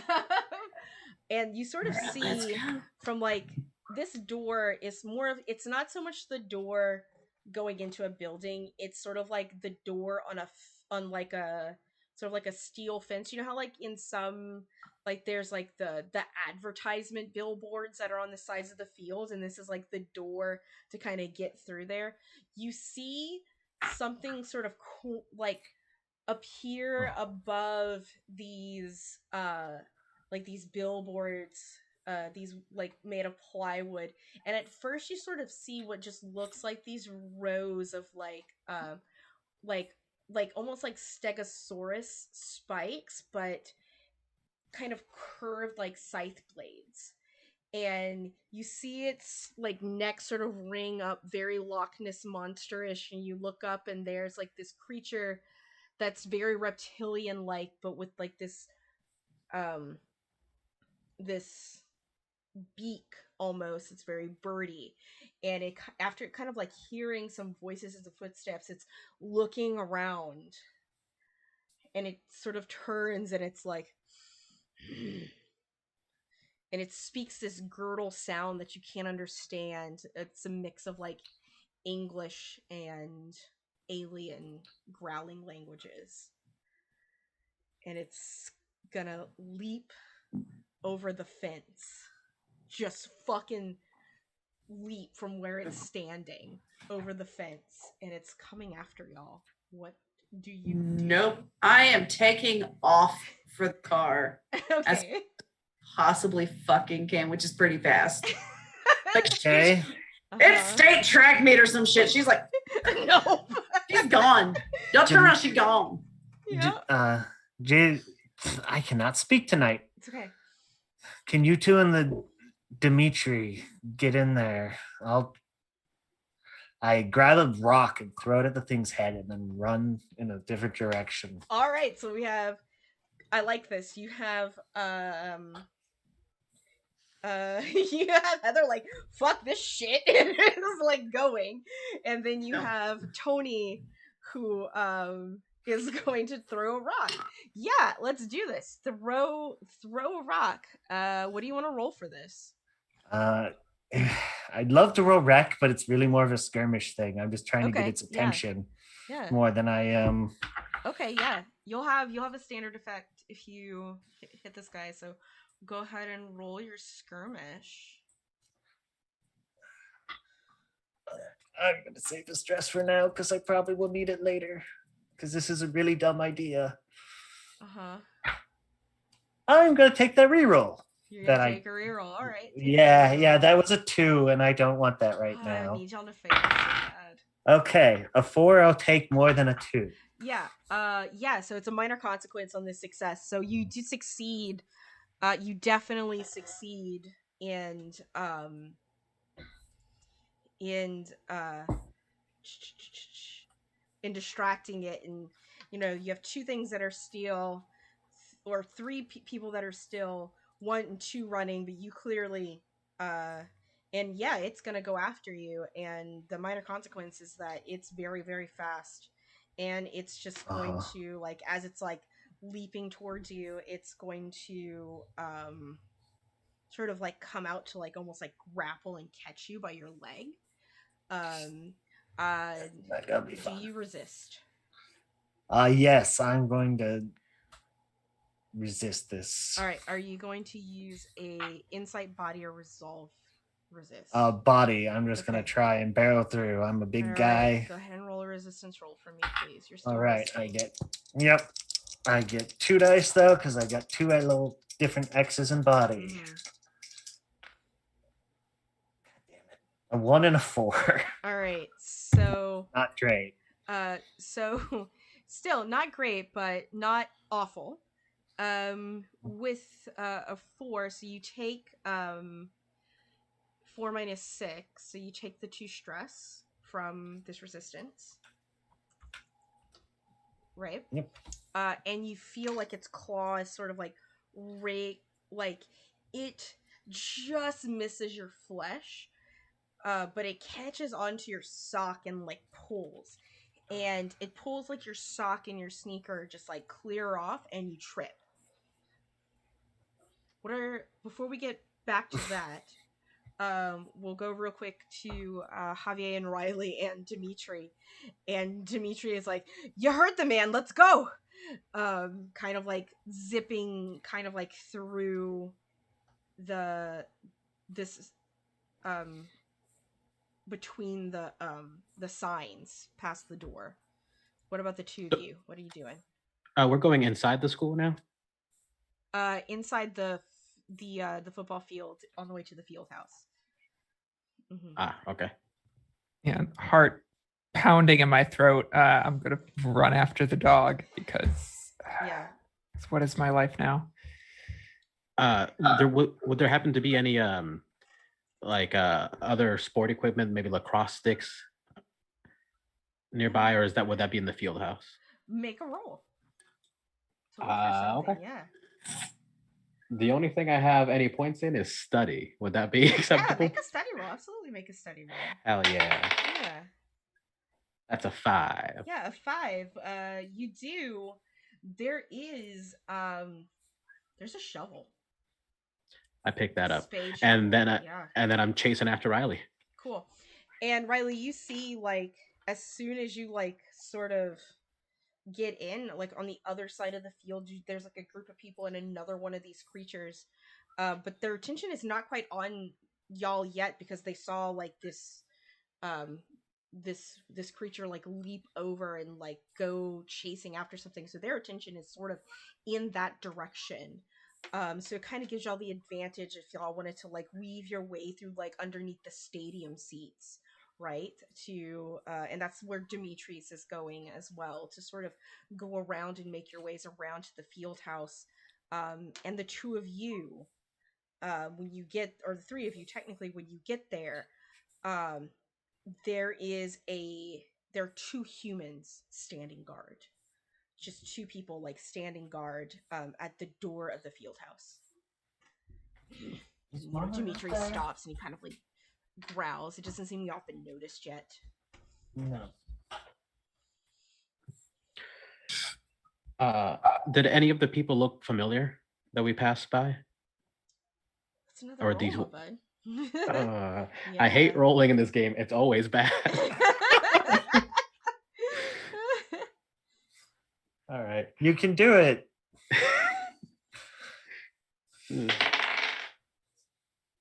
3.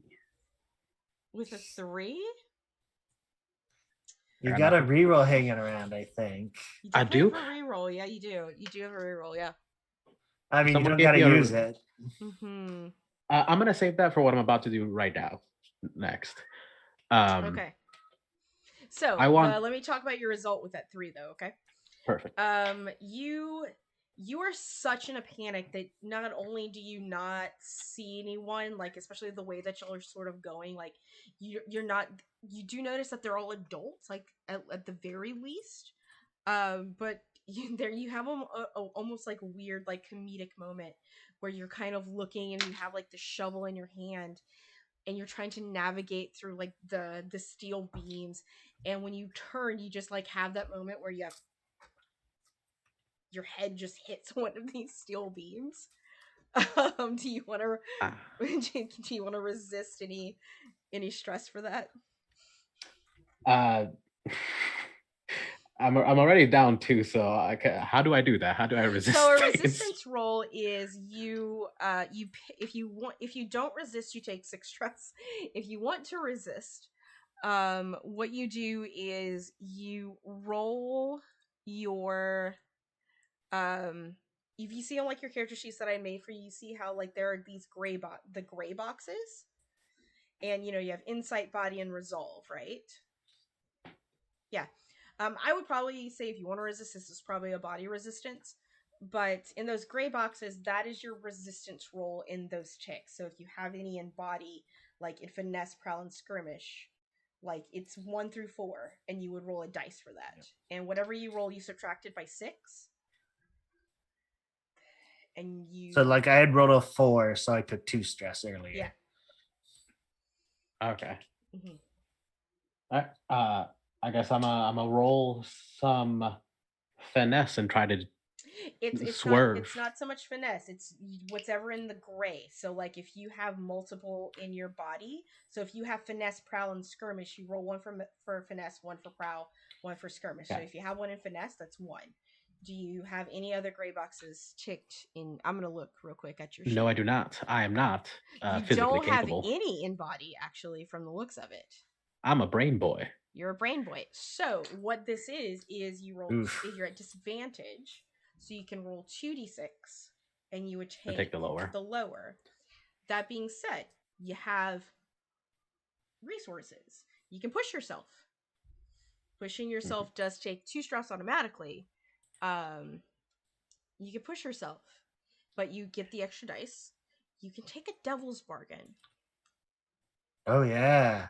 And that'll give you extra dice. I forgot about those. So I mean we're in Louisiana, right? Yeah. Time to make a deal with the devil. Time to make a deal with the devil. I'm going to see which devil you're making a deal with.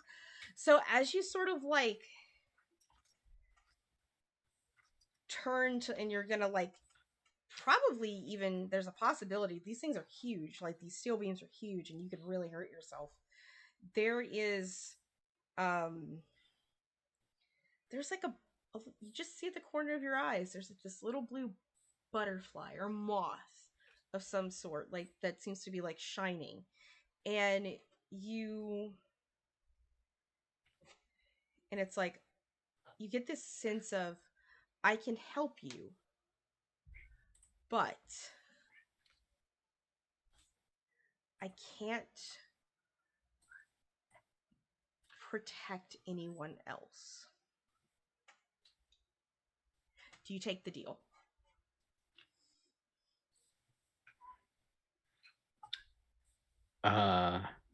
Yes.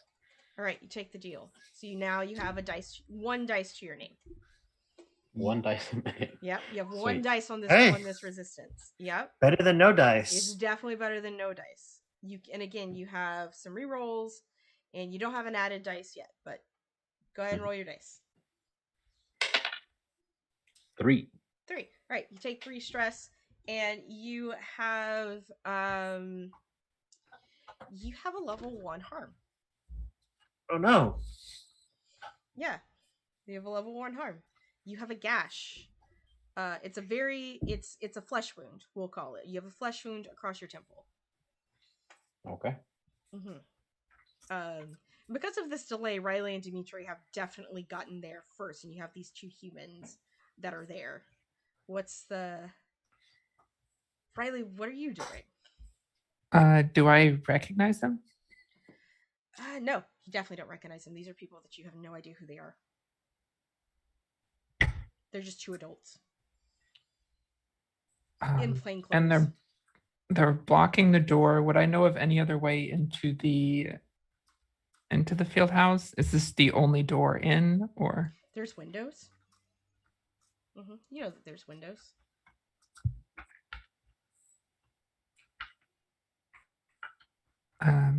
can I see any other areas from where I am without like sticking my head out, or is this all I can see? You just can right there. see the main parking lot.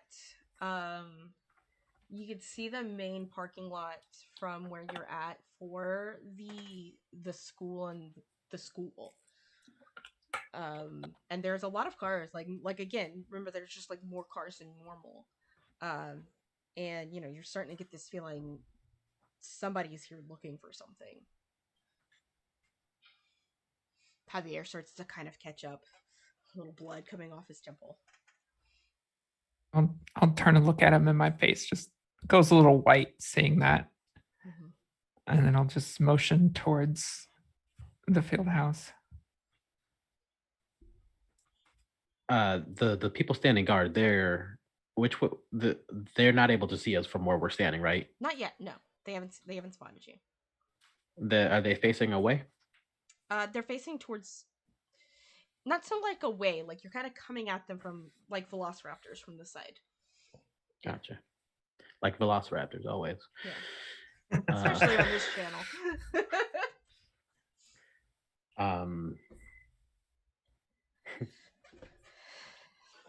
Shit. God, I really wish there was more points to put into my body. Yeah.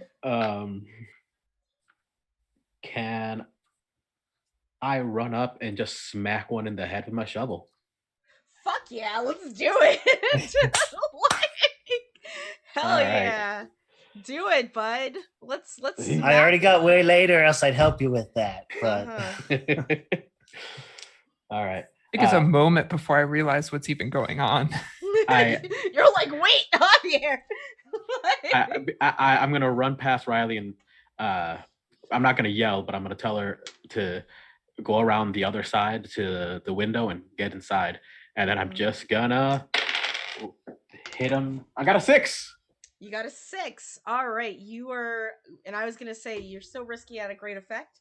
But you just like, you go up with the shovel. Like, are you going with the blunt end, or are you going like I'm not a murderer yet. Okay. So I will blunt them. Although I'm gonna go ahead and say Javier is smart enough to know this will probably kill a man, but I'm just gonna pretend I won't. Yeah, so you just like hit this dude over the head with the shovel, catching the him and the other one's supplies. The one that you hit with the shovel, definitely knocked out and down for the count, but this other one is going to I'm gonna give Riley a chance to act first, but you definitely see him pull out this weird, it looks like a flashlight with a gun trigger on it. Yeah, I trust Javier. So as soon as he says that, I'm going to make for the side, wherever I would be out of sight, making for a window. All right, go ahead and make me a roll, friend.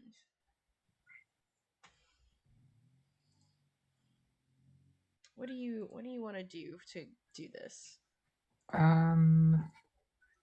Could it be finesse? Because I'm trying to very carefully and dexterously make my way. Yeah, I'll let you do finesse at a standard effect. So risky. Okay. I'm going to use one of my +1s. All right. This is really important. I'm going to push myself too. Do it. All right. Take the 2 stress to push yourself.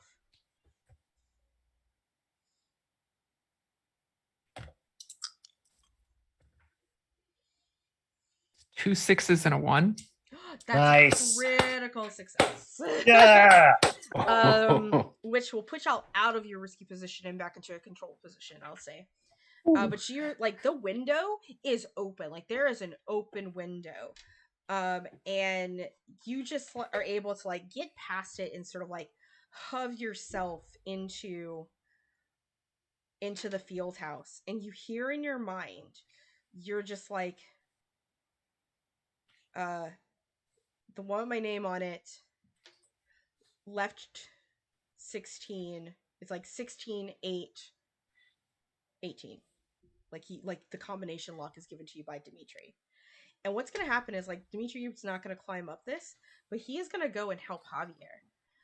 Because this guy has pulled something on you. And so you just see, like, whipping past you with, like, adrenaline rush. This German Shepherd, like, latches onto this guy's wrist that he's holding. He like curses and screams. He drops this thing, and as he drops it, it actually causes like a pew, like this laser beam to like shoot out, like discharge from it. I want to pick it up. Yeah. I want a fucking gun. Sorry. Yeah. As he is wrestling away, because there's a reason German Shepherds are working dogs. Like. Dimitri is straight up mauling this guy. And I'll say you'll be able to pick it up. We're gonna go ahead and cut back real quick to Heather, who is running back to the car with Penelope. And here's the thing, Penelope. Sounds have been made, including you see the pew it into the sky is just like this like laser beam kind of shoot, and like Heather is just running back to the car. Like, Nope. I think when Heather gets close, Penelope is just like, what the hell are you doing? No, come on. And she grabs Penelope by the arm. No, I'm not going anywhere. We have to see this through. Here's a fucking crazy, nasty monster thing. We're running. And she just grabs her and is like dragging her towards this like back fence. It's like the back of campus. And like there's like a street that like dead ends. Running. This I think Penelope's resisting. Ooh. This street like leads into a neighborhood. Bitch, you're gonna die if you stay here. Penelope. I'm not gonna die. Nobody's gonna die. Real quick, because you're staying with the car. Riley, did you leave your keys with Penelope? Probably. I definitely locked the door because I'm from a much larger city. But seeing Penelope stay behind, I would have tossed her the keys. Thank you. So Penelope, you have the keys to this car. None of your friends other than Heather is with you. And you have Heather that's like freaking the fuck out and talking about monsters and shit. She just says, get in the car. Come on, get in the car. We'll go. We'll take care of this. Give me the keys. No, I'm not giving you the keys. I'm gonna drive. All right, can we get to my truck at least so I can get my gun? That You have sounds a like gun? a How old horrible are idea. Free but- Columbine, everybody. And have you never been to a Louisiana high school? Like hunters keep their shotguns behind their truck seats. That's literally what they do down here. It's the same way in Eastern Oregon. I mean, anyway, there's a big hunting area. You think she don't have a shotgun behind her seat? That's We're not not even even talking yet. trucks, like every car. I had plans for this character, and absolutely none of them are coming to fruition. So. We're not Like going she was back to gonna our- be butch lesbian redneck Daria, and that is not happening. Oh. It's happening. I mean, this is a moment of crisis and trauma, so I understand. Like, Penelope, you got your. We're not going back. We're not going back to your truck. It's too far away. Just get in the car. We'll find. Go. Just go. I think she's going to go off in the direction Tony went into because her Don't go that way. her Don't go plan Get us the fuck Oh, out of no. here. Let's hear Her it. plan- Yeah. is to slam the car into the monster. I'm so sorry, Riley. Yes. Are you Yes. fucking nuts? Yes. Are you fucking nuts? Just put your seatbelt on and be quiet. Oh, dear Yes. fucking God. Yeah, seatbelt can cut a person in half, right? Yes. And I imagine it's one of An those airbag can seatbelts- break your face too. Yeah, because it's a station wagon, y'all get in and it's an automatic seatbelt. So it goes near and it like y'all close the door and it comes it takes its time. All right. I'm gonna need you to go ahead and make me a roll, Penelope, to find your boy Tony, your friend, and see where like you kind of know the direction he went because Heather knows where he went. So but just to find him. Yeah, I'm gonna roll survey because I feel like she's driving and looking around. Yeah. Really, Good. yeah. I like it. Yeah. You're still. we're Would in her control of romantic the feelings situation. towards him give her a bonus? Yeah. She doesn't have romantic feelings toward I him. know. There's none. That is not what I have in my notes. Someone's Yep. I rolled 2 6s. That is a critical success. So God. not on like there is something about you and getting to this car and knowing that your friends are in danger, and you sort of like turn the corner in this car and you see this thing like grabbing like leaping for Tony, but because of that critical success, you're able to like catch up, and you can either ram your car into this, or do you want Not to her get car. Tony into the car?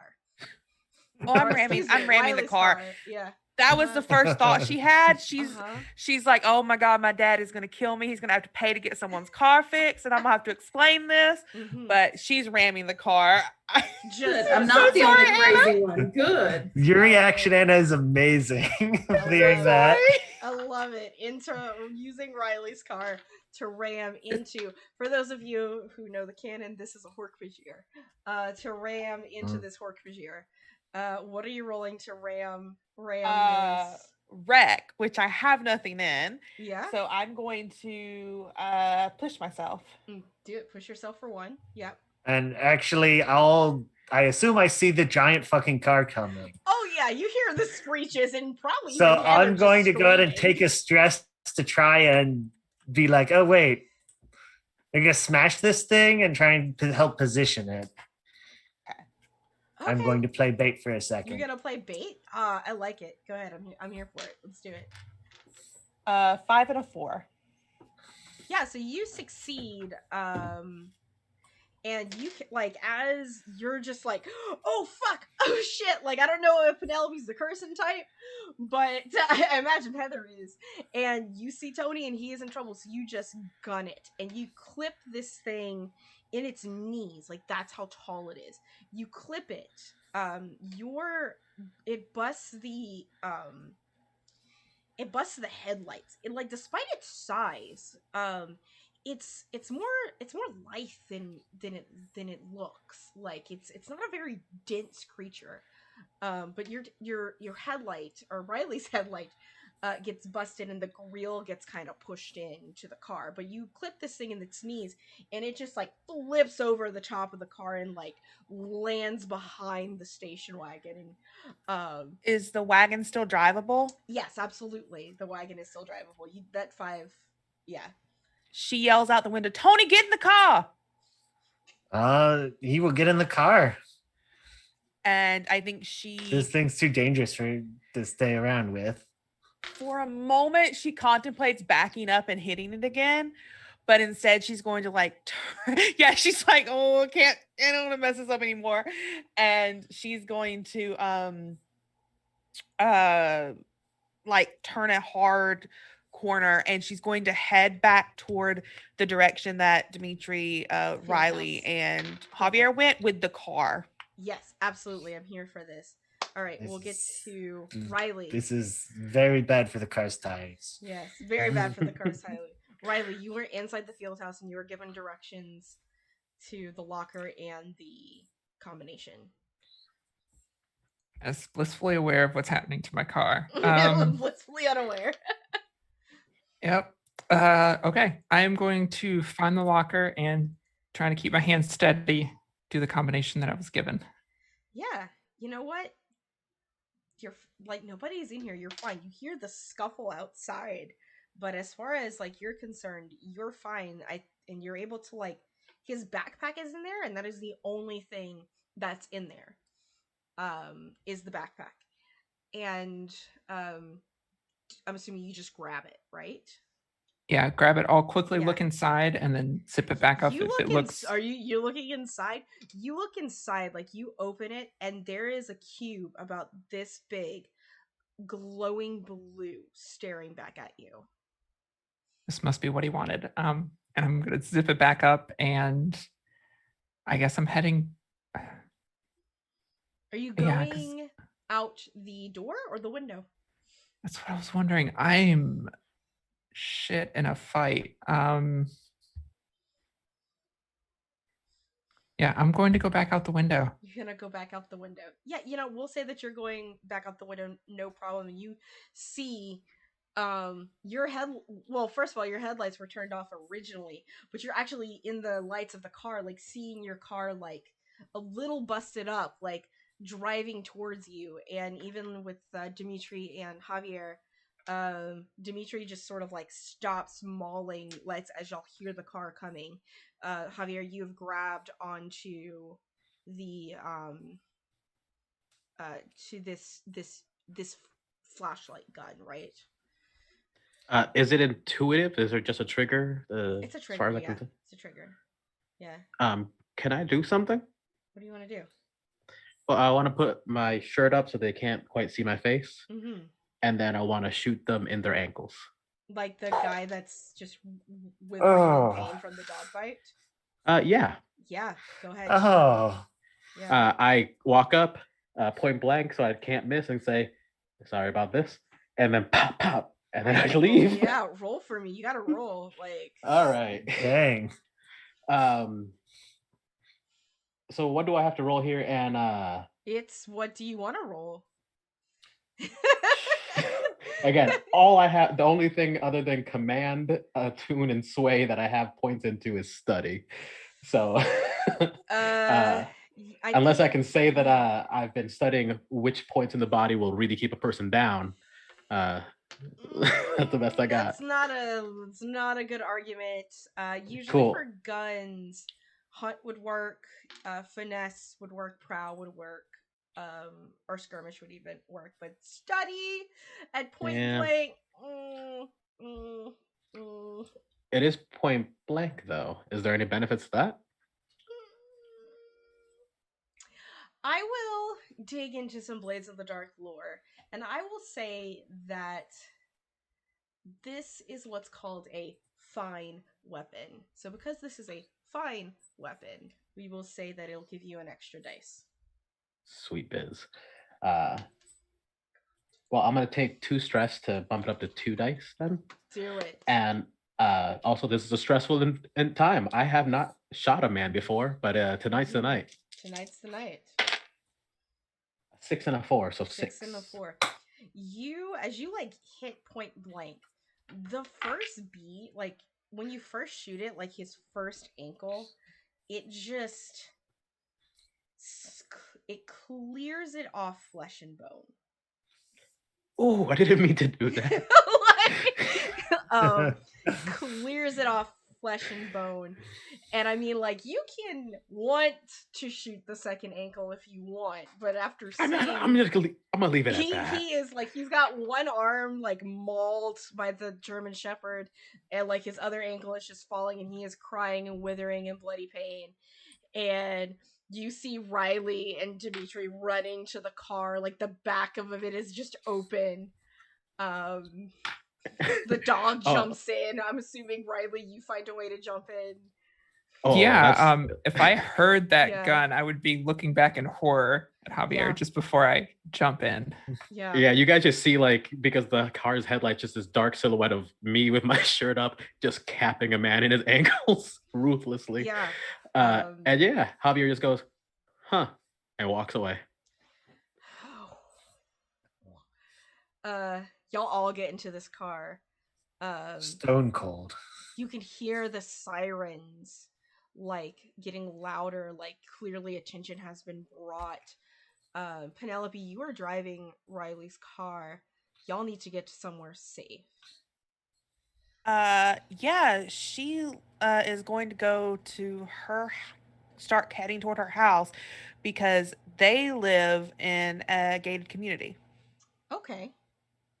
All right. Yeah, it's established Penelope has money, so she's going to. As soon as you kind of go into the direction of your house, though, like the dog just kind of comes from the back seat and he's like, "Wait!" Like they could probably follow you to your house, Penelope. You don't want that. We need somewhere else. Well, where else are we gonna go? I don't know. Is there just like what's open right now that has a lot of cars in it that we can just hide in? Oh no. Are you okay, Heather? I mean, Nix, are you okay? Everything is. Hi, we are experiencing technical difficulties. The lights. I think we're working on it. I have called in the technical assistance of. Yes, Yeah, because I would Power like to say light was that on. at this If time anyone- of night, which is closer around midnight, at the notion of that, Heather, hearing what place has a lot of cars right now? Look at that cat. That Salem Banks. yeah, Salem Banks. Oh. That we could hide out in. And the first thing that comes to your mind, Heather, well, I know a bar. All right. I need a drink. There will be a bunch of cars there. No one's gonna want to come fuck with us over there.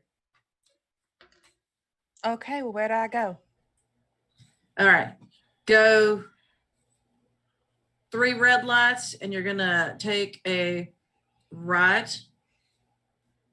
It's do you know where the Waltzing Matilda is? I think so. Waltzing. Like Penelope, as soon as things are starting to like get to you, you're like, oh wait, that's the gay bar. Crossroads. Crossroads. Yeah.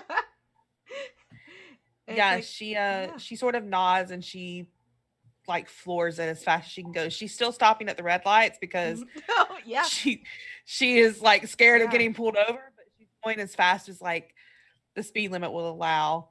And at some point she Yeah. looks over her shoulder at Riley and goes, "I'm really sorry about your car." I don't say anything. I just sit there and shake my head quietly. I promise my daddy will take care of it. It's just you didn't see what I saw. Did you get the cube? She saw it. Yeah, I saw it. I think I have it. I don't know what else this could be. I will say, as of right now, y'all are officially done with your score. So we're entering into like a mode of free play here as y'all pull into this parking lot. A successful score as you pull into this parking lot. And Demetrius is like, can I see it? Yeah, and I'll open the bag up since he doesn't have thumbs. And you pull it out, and all of you sort of like gather in this car, see this glowing blue cube in Riley's hands, and it's sort of pulsating a bit, and it's like, yeah, that's the thing that gave me my powers. How do you activate it? Heather pokes it. He's like, it's very cool to the touch. For those of you who have touched it already, like it's very sleek. It's despite the fact that it's glowing, it's not hot. And he goes, well, and he, his head sort of tilts, and you hear him whimper.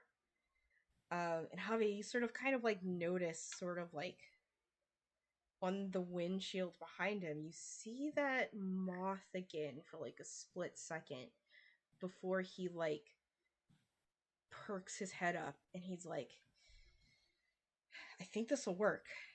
And he's like, Riley, can you? And this is like he's calling you by your name. He's not calling you by band girl or band geek. Like he's calling you by your name.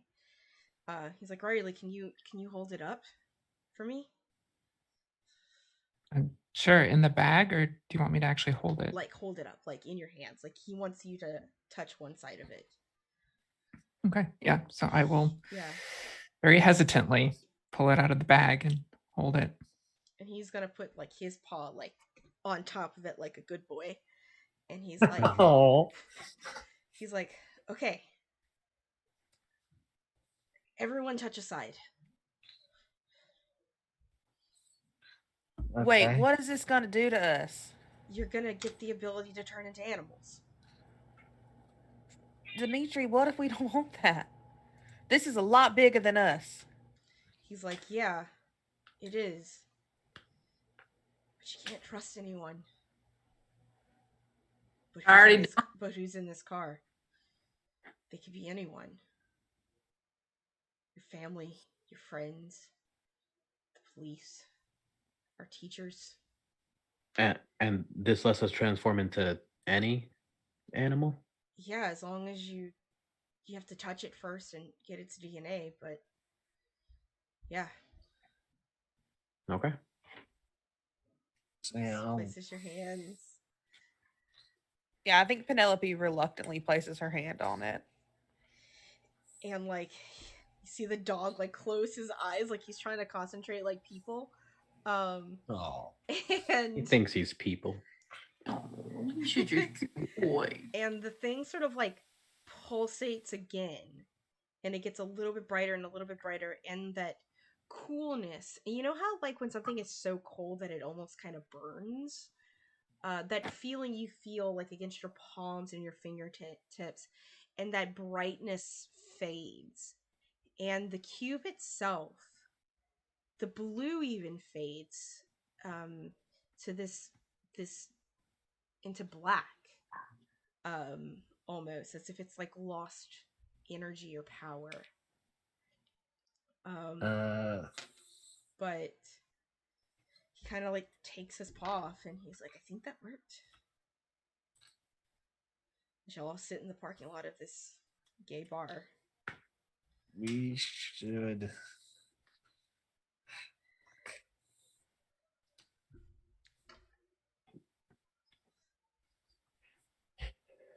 We should test this as soon as we can. See if how much of there's so much that happened. We need to know how much of this is actually real and how much of this is just. There's a dog nonsense. in the bar. I mean, I don't know about this because I don't know if he's really a dog or anything. But Devin always has his dog Matilda in the bar.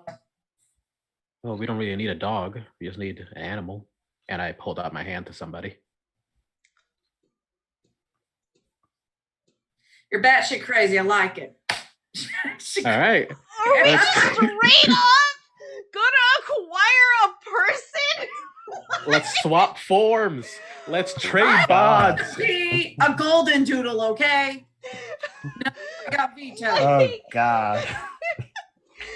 And you hear it just in your brain, like Javier from Dimitri goes, dude, that is fucked up.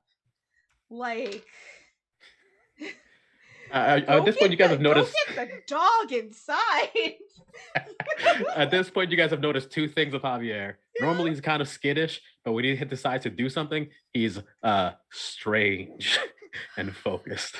And he's like, and the paw just like touches your knee, Javier, and it's just like 2 hours. Okay. All right. So how do we trade bods? I have no desire to have a dick. I'm not trading. Okay. Oh my god, I'm doing this. Okay. So, like, if Heather, if you want to reach out and allow, like, is anyone else gonna like protest any of this? As like Javier is gonna reach out and touch Heather. I think Penelope's just like, wait, are you saying you want to transform into Heather? He wants titties. I don't think that's the reason. It seems there's a lot of people who might be looking for us. It seems having a chance to say that we're somewhere else should be useful. I don't know if this is a good idea. An animal's one thing, but each other? Yeah, I'm not really comfortable with this. Let's just go inside and touch the dog or something. I'm sure you'll get up to body snatching soon enough. It's terrible. If you two want Words. to, I'm not going to stop you, but I I mean, won't. not me. again, I am not going to change into a person. That just seems creepy. Fair.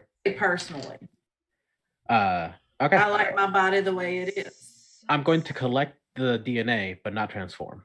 All right, so if you reach out and you touch Heather, a couple things, like there's nothing weird on your end, Javier. But Okay. Heather, for you, as he like touches you and just sort of like looks at you and is like, okay, so I'm gonna acquire you. You kind of get a little the only way I can explain this is like you feel high, like almost like in a trance. The drugs finally came in. Yeah. All right. Yeah, no, like, and it'll last, like, and you're losing seconds. So forever how long that it lasts, that he just holds on to you. And all of you kind of like see this. Like Heather's eyes glaze over. And she's just like completely still when this happens. Can't do that with my eyes too much. Ah. Yeah.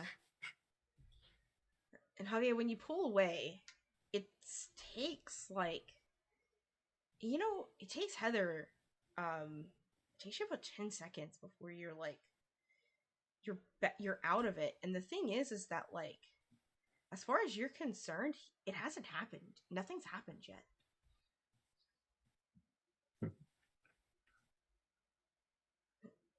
Are you gonna do it? I think I did. I take out my notepad again and write down some notes. Mm-hmm. I'm not. Everyone here seemed pretty uncomfortable with the idea, so I'm just gonna test this later. Yeah. Sort of dog is Matilda, Heather? She's part poodle, part golden retriever. The little one, Oh, though. you need to come up. The really big ones. Oh, okay. Not going to be helpful for us to get home music then. I mean, she's cute. We can say at y'all I mean, are I got labs out at my house. like mechanically I will let y'all know that y'all are safe to go home at some point. I mean, if y'all want to come to my house, we got a bunch of different labs, so that could be we could all transform into somebody different. We've also got some chickens and a pig. Honestly, I'd just rather go home for the night. It's been a pretty hellish night. Yeah, you would know you could probably just call a cab from inside the But bar. first, you owe me a drink. I'm pretty sure Tony said he was going to take care of that. Yeah. Can't blame me for trying. I'll go inside and call a cab. My daddy's going to kill me anyway for being out this late. Yeah.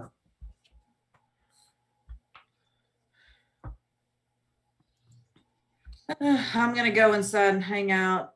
I can get somebody to give me a ride back to the truck from there. Mm-hmm. And I think she makes sure to get Riley's information because she's got to make sure that she gets Riley's car fixed ASAP. Oh, actually, that's a good point. If you're doing it while we're still here, we should all exchange some way to contact each other, or at least pick a place to meet after tomorrow. Have you guys gotten? It's kind of new, but have you heard of AOL Instant Messenger? It came out recently. Yeah. I got that. Yeah, if we got your usernames, we can swap them out. It's 1997. I checked. Yeah. No, it is. It was. I know it was. I was know. there.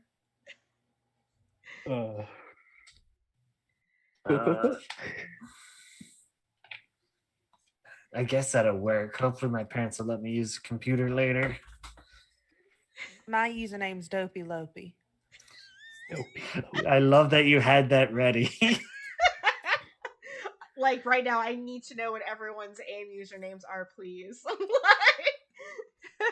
Y'all can't make fun of me, okay? Right? Y'all can't make fun of me. Okay. Labradorable lesbian 22. It's really hard to say that with a straight face, y'all. Tony's face is bright red. Labradorable. It has been for you a said? Labra. LABRADORAB. And you just hear it's like the dog, dude, like the dog. Yeah. Oh, I got a lab at home. That's well, we all got labs because we hunt. Perfect. But her name is Stormy. I don't know. I used it to flirt with women in like other countries and shit, okay? I'm trying Nice. to make myself seem desirable. People love dogs, I right? hear Canada has a lot of lesbians. Is that the dog saying that? Yes, this is yeah. There's a lot, trust me. I'm talking to like 4 different girls from Canada. My favorite one's German though. Okay. Combo broken with a K. Broken. Combo. Right, God. Yeah. But with an N instead of an R, combo breaker was This is all taken. very important information. So Okay. It's what he uses the internet for. Gotta get those frames things. I'm assuming I have Riley's, but what actually is it? Yeah, you do have Riley's. It's I was trying to do math on her birthday. It's AON 81. Hell yeah. like Lord of the Rings. Hell yeah. Let's Okay. do it. We got a separate line for the internet, so I'm usually online, just away. Just ignore the away message. Mhm. Okay. You actually going to message me? I definitely don't recommend y'all posting about this on any forums or anything. Like, I think maybe keeping a low profile is probably the best, at least until Y'all realize if people see y'all talking to me, they're gonna think it's weird, right? Yeah. Is Well, it weird I'll for put you it to to have you- friends? Yes. Well, then don't talk to everyone. Anyone who's friends with me gets their reputation ruined by association. So yeah, no one wants to be friends with me. I look her in the eye and go, what reputation? Did you not hear the username? Or you got stuck on the dog part?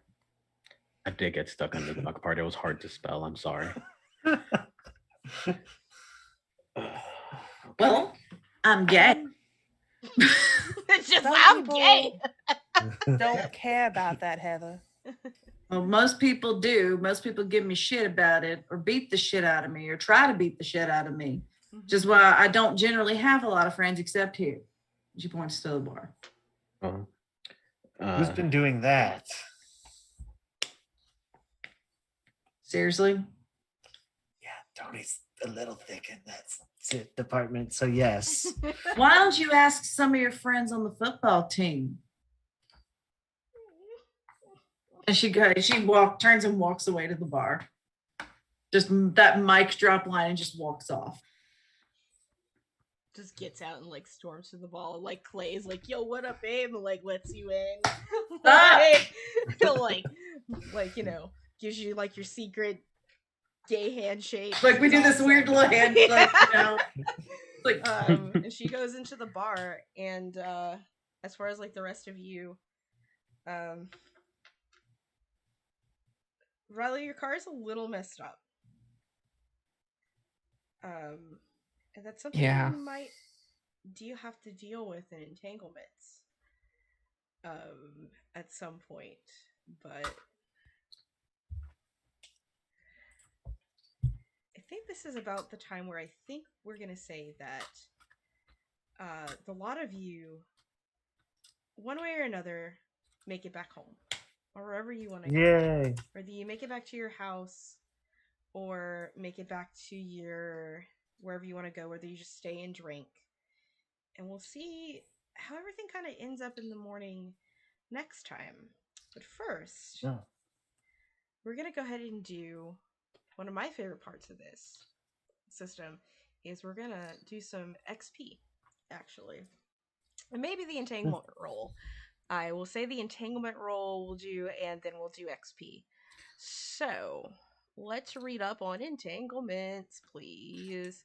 Also, thank you so much for coming by. We love you. You made such a great skin. This is so fantastic. Thank you.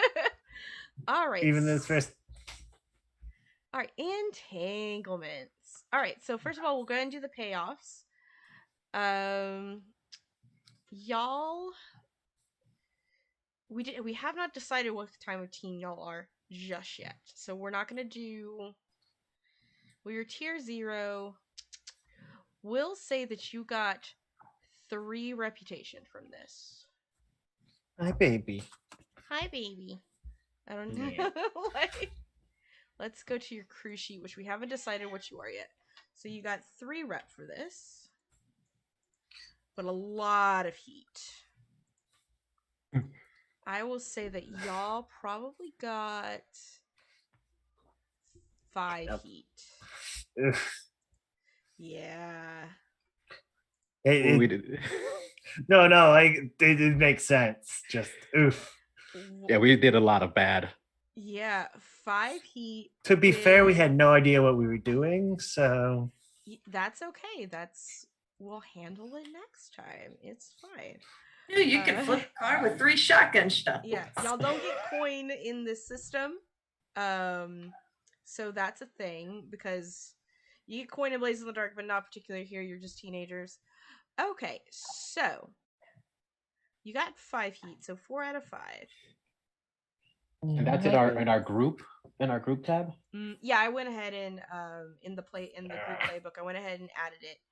I'm going to need the owner of the car to roll me 2d6, please.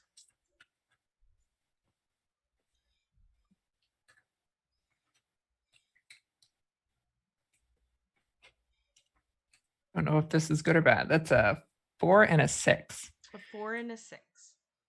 All right. When you get home, your mom is already asleep, but she had left the TV on.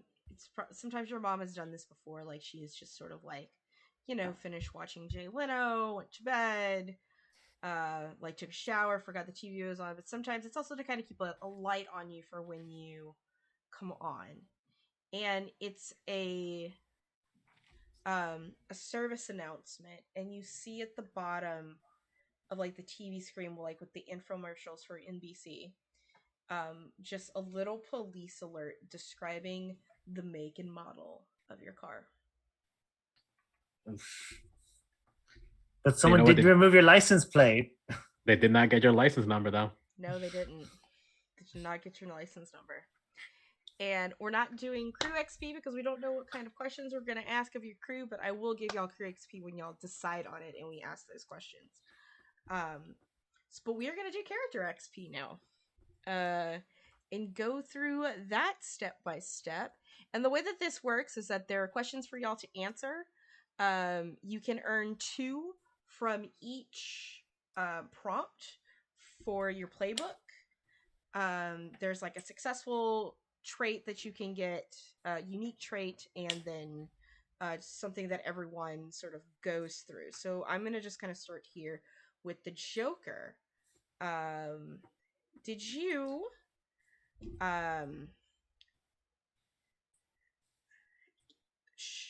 Penelope, Did you tackle a challenge at any point while ensuring the group remains in good morale or rationale?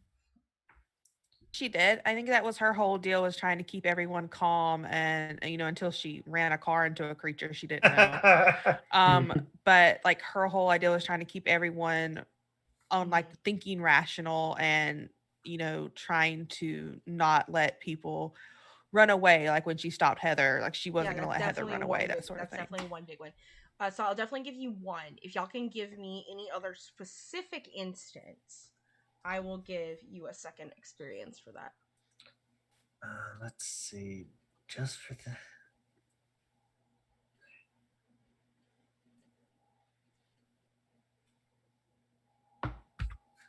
Anyone? Like, and this is the great part. If y'all remember any instance, And it's just of her keeping the group collected with her and calm. specific thing of like keeps the group in good morale or rationale.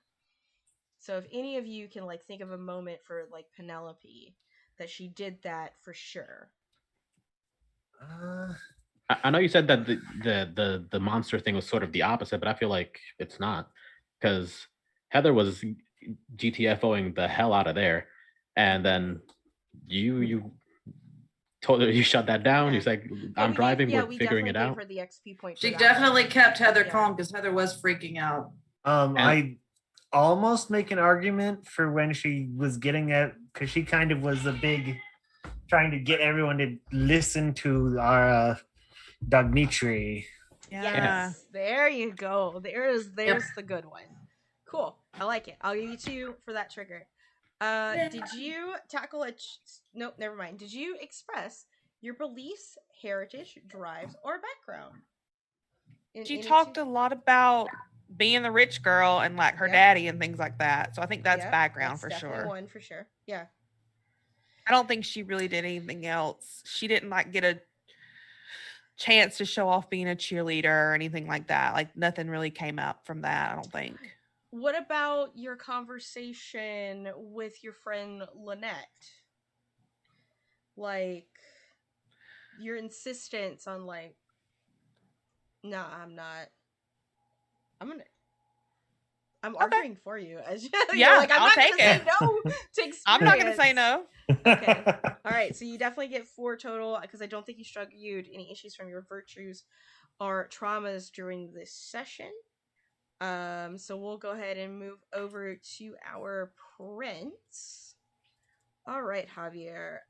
Did you tackle a challenge that keeps the group united and active against your foes? The whole group, not really. I don't think. I think there was a few instances of trying to pull some heat away from the group and keep them safe, but I'm not sure if I can claim anything else. Because I How does everyone feel? Like, what are people feeling? Was there a time that he tackled a challenge that keeps the group united and active against your foes? Aside from keeping the cop away the very first time. That's a good one. That's a good one. I like that he's being proactive about acquiring a morph.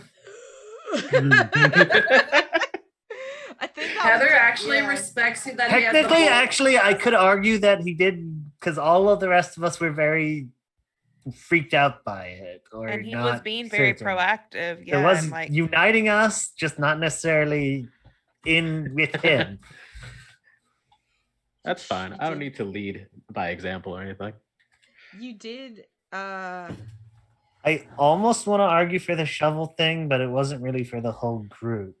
But it definitely helped. That's what I was trying to think of, a way that the shovel or the gun thing would work, but I don't know how I could work for the whole group. It might not have been in the whole group, but it was with the group that he was with. It was. That's why I was kind of that was where I was going to argue. Yes, was that it allowed the group he was with to. It's your first session, sure. I'll give you both of them. You just gotta give, like, I'm loosey goosey this first time around. We'll see how more strict we get going in. But yeah, I'll give you 2 for that XP trigger. Nice. Did you? That was yeah. Nothing. Okay. Did you express your beliefs, drives, heritage, or background at any point? No, he hasn't really gotten into who he is or At what he the very believes. beginning, I thought that what you did for your homeless friend, whose name I don't remember, but is in our sheet somewhere, Mm-hmm. you really took the time to talk to make sure he was on his way and he was safe before you kind of shifted your focus. Okay, so it can be through action and not like. Yeah. Not just It through like definitely showed us gossip, how- Yeah.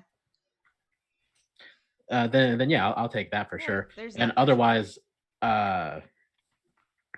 when I shot someone's ankle off, it shows another one of my beliefs or my core character motives, which is success over things, doing things that lead to success, even if it's things I don't like doing. Fuck it. Yeah, you got 2 of them. And you didn't really struggle with your virtue or your traumas because you didn't get any trauma. So Nope, I got Yeah. harm. awesome. You got some harm, but not trauma. And we'll get to that harm here pretty soon. So with that, that's you for 4 of them, and you can put them in your playbook or in your in the chat. You can also scatter them out into like your insight, body, and Yeah. resolve. So as you can well. start getting those body points you were said you didn't have. Yes. So is 1 XP 1 tick? Yes. Or yeah, 1 little box. You see how like in the like where it says like all the way, you can probably see me like clicking on them. Like you can fill these out. So you have 4, right? Okay.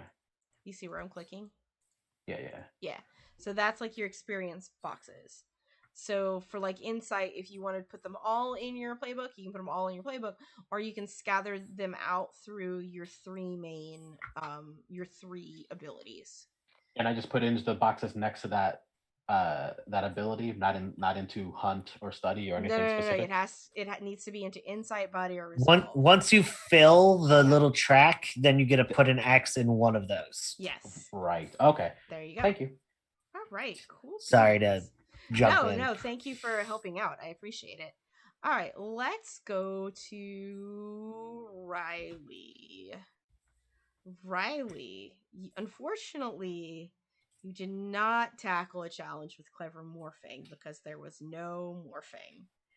That's the fact that there's only 1 trigger to that though, where everyone else gets 2, makes it a little. I'm gonna think of a second trigger. Let's all think of a second trigger right now that's like Cassie based. You know, I'm gonna say clever morphing, or, and we're gonna put this in our second strain as well, or non-violence, like avoiding violence.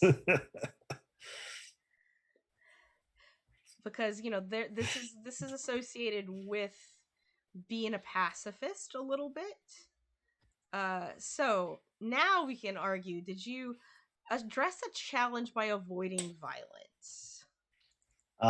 That she definitely did. Yeah. Yeah, I feel like I excelled at that. I ran around the side and snuck into the field house.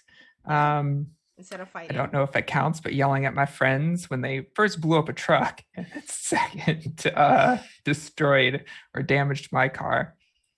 I don't know. I was more making an investment to avoid it in the future. Yeah, definitely 1 for like going and like not like saying like I'm not fighting, I'm going straight for the box. That's definitely 1. You know what? I'm gonna change the trigger real quick.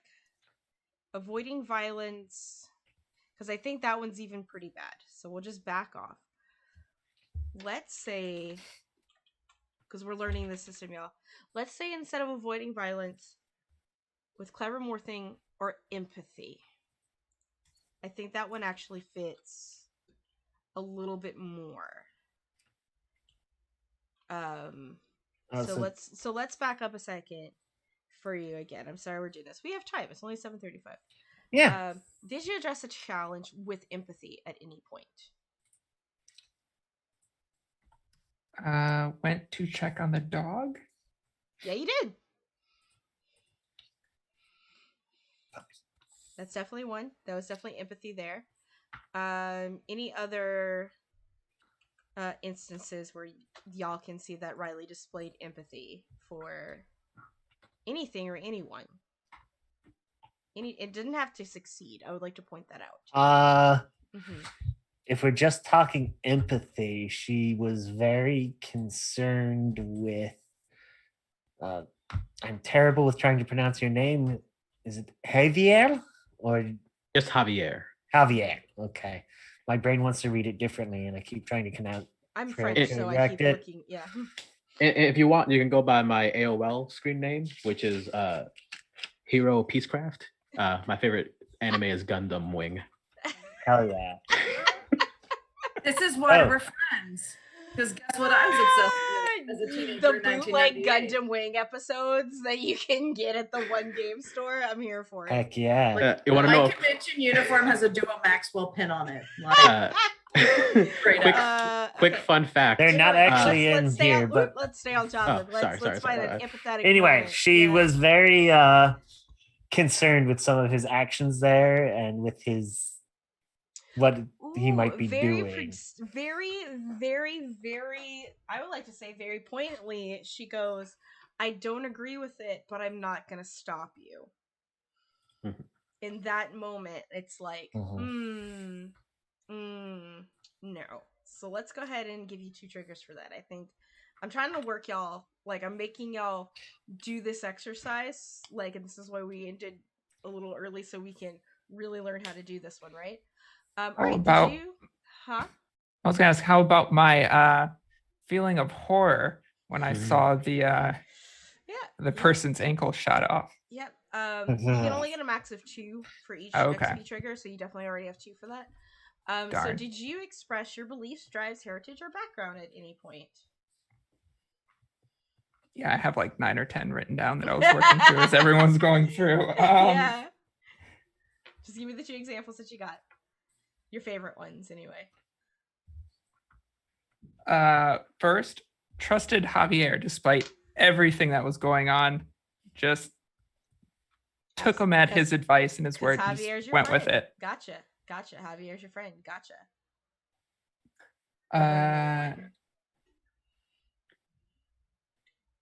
The other one ran into that situation despite being scared because people were counting on her.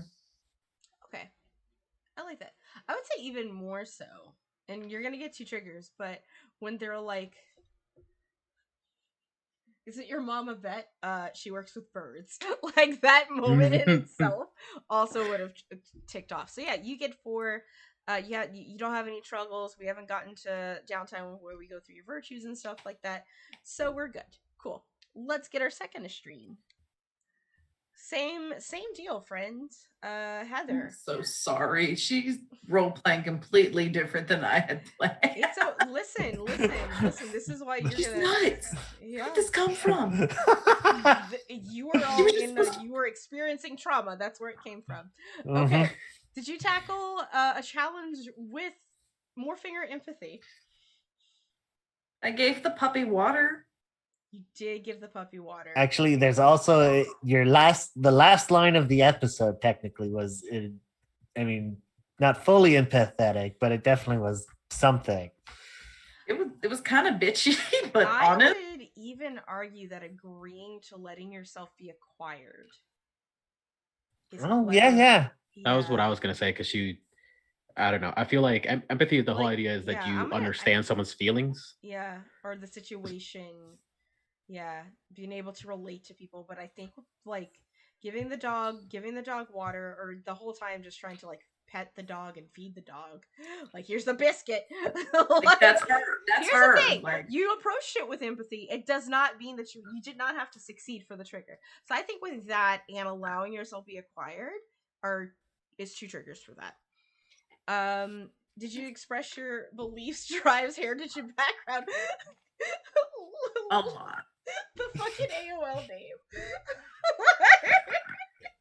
You get one She for likes that. she likes dogs more than people, and she's queer in a deep southern town. Talking She about also your has- guns and your trucks. You get 2 triggers for that. She's We're not a- gonna. she's- a lot of stuff happened. She's The best- literally the baby girl of 5 boys, Yeah. and I've seen her mom since she was like 3 or 4. Like Yeah. it's just dad.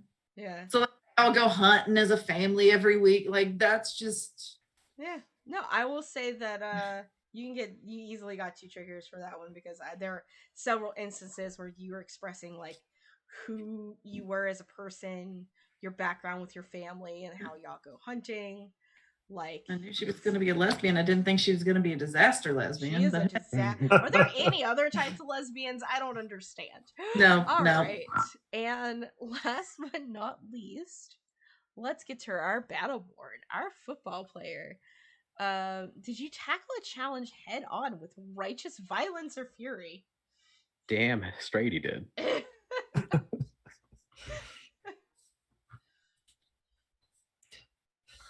Just the one, sadly, but yes. Where you threw the rock? Yeah, well, I was planning to fight it, but yes, it didn't get that far, thankfully. What about your instance where you were helping Heather with where to throw the bullets? How do y'all feel about that one? Was that righteous violence or fury? It was definitely violent. It was definitely violent. There is violence. I don't know about it being righteous. It's all right. I'll give you 2 for it. I'm marking it for you. We're letting us do this. Okay. I'm pulling y'all and I'm making y'all have these conversations for this, but we're doing it. All right. And did you express your beliefs, drives, heritage, or background? Oh, that one's so tricky. I mean, you showed it how caring you were with your friends in the coffee shop, and just in general. Mm-hmm. I would even say knowing where the door was to go would be part of like your football playing background. Like you knew where I'm going to to say, go. Yeah. learning Riley's name. That was the dog, though. The dog learned it. I always knew. Oh no, shit, you're right. It was the dog. Yeah, Tony I'm knows sorry. names already. Tony knew names already. He doesn't like to. Sorry, Mac Jagger Ranger came here with thermals, so I had to show my thermal shirt. I'm getting my football players confused now. It's okay. It's all right. It's cool. You One all of them look is a alike. dog forever. So, Yeah. like, all right, awesome. That means Heather might actually like him a little bit until she Yeah. realized there was a person in there, and she's like, "Oh fuck this." There's person in there. So let's go ahead now and thank you everyone for showing coming up because we're gonna go ahead and wrap it up there, and we will be back next week, of course, but not just here on the channel. We are starting tomorrow. Well, it's not starting tomorrow. Coming back tomorrow at 1 p.m. PDT. If you like some Blades in the Dark skins, we're doing another one called Nightmares on the Frontier, which is a wild, weird west where everyone is chaotic bisexual.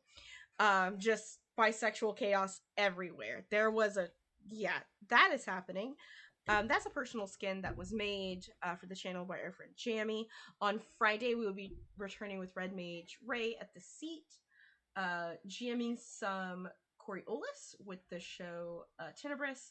And then on Saturday morning, we will have our Emberwind campaign, which is an all-femme presenting campaign called The Ghost of Axia. And last but not least, you can find me over on Weave the Tale on Saturday evenings, where I get to play a Canadian redneck survivor in the Fallout world, who also just lost her truck, and she's very sad about it. Oh. But hey, everyone else, where can we find you on the internet? What are you doing in the next 7 days? And we're going to go in the opposite direction that we did our outro. So that would mean that, Nixie, you are first, friend. Hey, I'm Nyx. Again, you can find me as Inky Phoenix online. Sometimes there's an underscore between Inky and Phoenix. Sometimes there isn't. Mm-hmm. This is my first foray back into streaming after quite a bit of an absence. And most of my games are in person. Anyone that was in the chat, Robin Shadle and Valplum Bloom are two people that I play with on a regular basis. I do interesting things in real life. I just don't know if people would be interested in them. You can find me, I play League Pool, playing City Championship this weekend here in beautiful Baton Rouge, Louisiana. I volunteer at Red Dragon Listening Room. You can usually find me there for shows. And I also work with Metcore Entertainment, teaching people how to pilot giant robots. So if anyone is going to be at MechaCon Omega later this month in New Orleans, I will be there doing that. And the final day of the final MechaCon is actually going to be my birthday. So kind of cool. Cool. I have no life. I'm sorry, guys. No, you're fine. No. Not that interesting. I can't wait for you to be back here next week. Yeah. Great. It's my turn now. Yes. Yeah, it's my name's Ollie again. You can find me on the internet usually as Lycus Stratus. That's my first D&D character. It's very embarrassing, but I love the name either way. On Twitter, I'm at Cryptid Delta. And as far as things I'm doing, my wife and I make a podcast called Judging Nerd Culture. We just did a tournament style bracket discussion of who's the best Disney boyfriend. Yeah. Other than that, on my itch, which is Delta Cryptid Productions, I have an entire tabletop RPG that's free and people can play it. It's called Terra Maya. Nice. Right. That's you, Katie. Yeah, I'm Katie. You can find me all over the internet at Katie Face. I'm a producer and social media manager for Off the Table. It's off_the_table on Twitter and Twitch. I'm also a part of a couple of our produced podcasts, Missing Annie Lee, which is a Fear Itself podcast in the vein of Twin Peaks and It. You can find it on all your podcasting platforms. It is finished. You can binge it all and enjoy it and tell me what you think of it. And then also Of Black Glass, which is the Watch podcast. We're taking a little hiatus right now. But we have some episodes out of that, and The Watch is a game about fighting toxic masculinity through the eyes of femme and non-binary people. It's a very, very awesome system. But anything that I'm doing, I post about on my personal Twitter at Katie Face, and that's where you can find me. I'm Nick. I'm at fell_strike on Twitter and Twitch, although I barely ever use Twitch. The only other big thing I do is on Fridays at 8 p.m. Eastern, 5 p.m. Pacific. I'm in another stream on Nerds with Dice.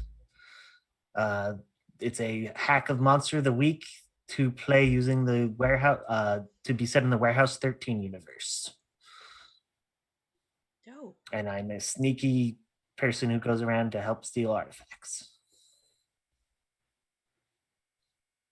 And finally, I'm Anna, aka Archibald Despbunny. You can find me on Twitter at Archibald Despun. I'm an LGBTQI plus advocate, museum worker, and TTRPG streamer. So if any of that sounds interesting, find me on Twitter. Every other Sunday, I am over on Guild of the Phoenix playing Cyberpunk Red, playing a med tech trying to keep everyone alive in a very violent game. You can also find me across a couple different channels. I have a couple games on TPK Roleplay coming up, playing Disaster Hamsters on the 23rd of this month and Liminal Horror on the 24th of next month. Those are both going to be really fun games, so be sure to check those out as well. Okay. Thank you everyone for showing up and coming and showing up. Man, I messed up my own thing. We are gonna go ahead and raid my really good friends over at Final Show Films. They are playing some Hunter the Vigil, which, yeah, that's a thing. I'm so excited, so y'all give them some love, and we will, where's my OBS? We'll wait, bye. See you later. Let's go. Bye. Bye. Bye.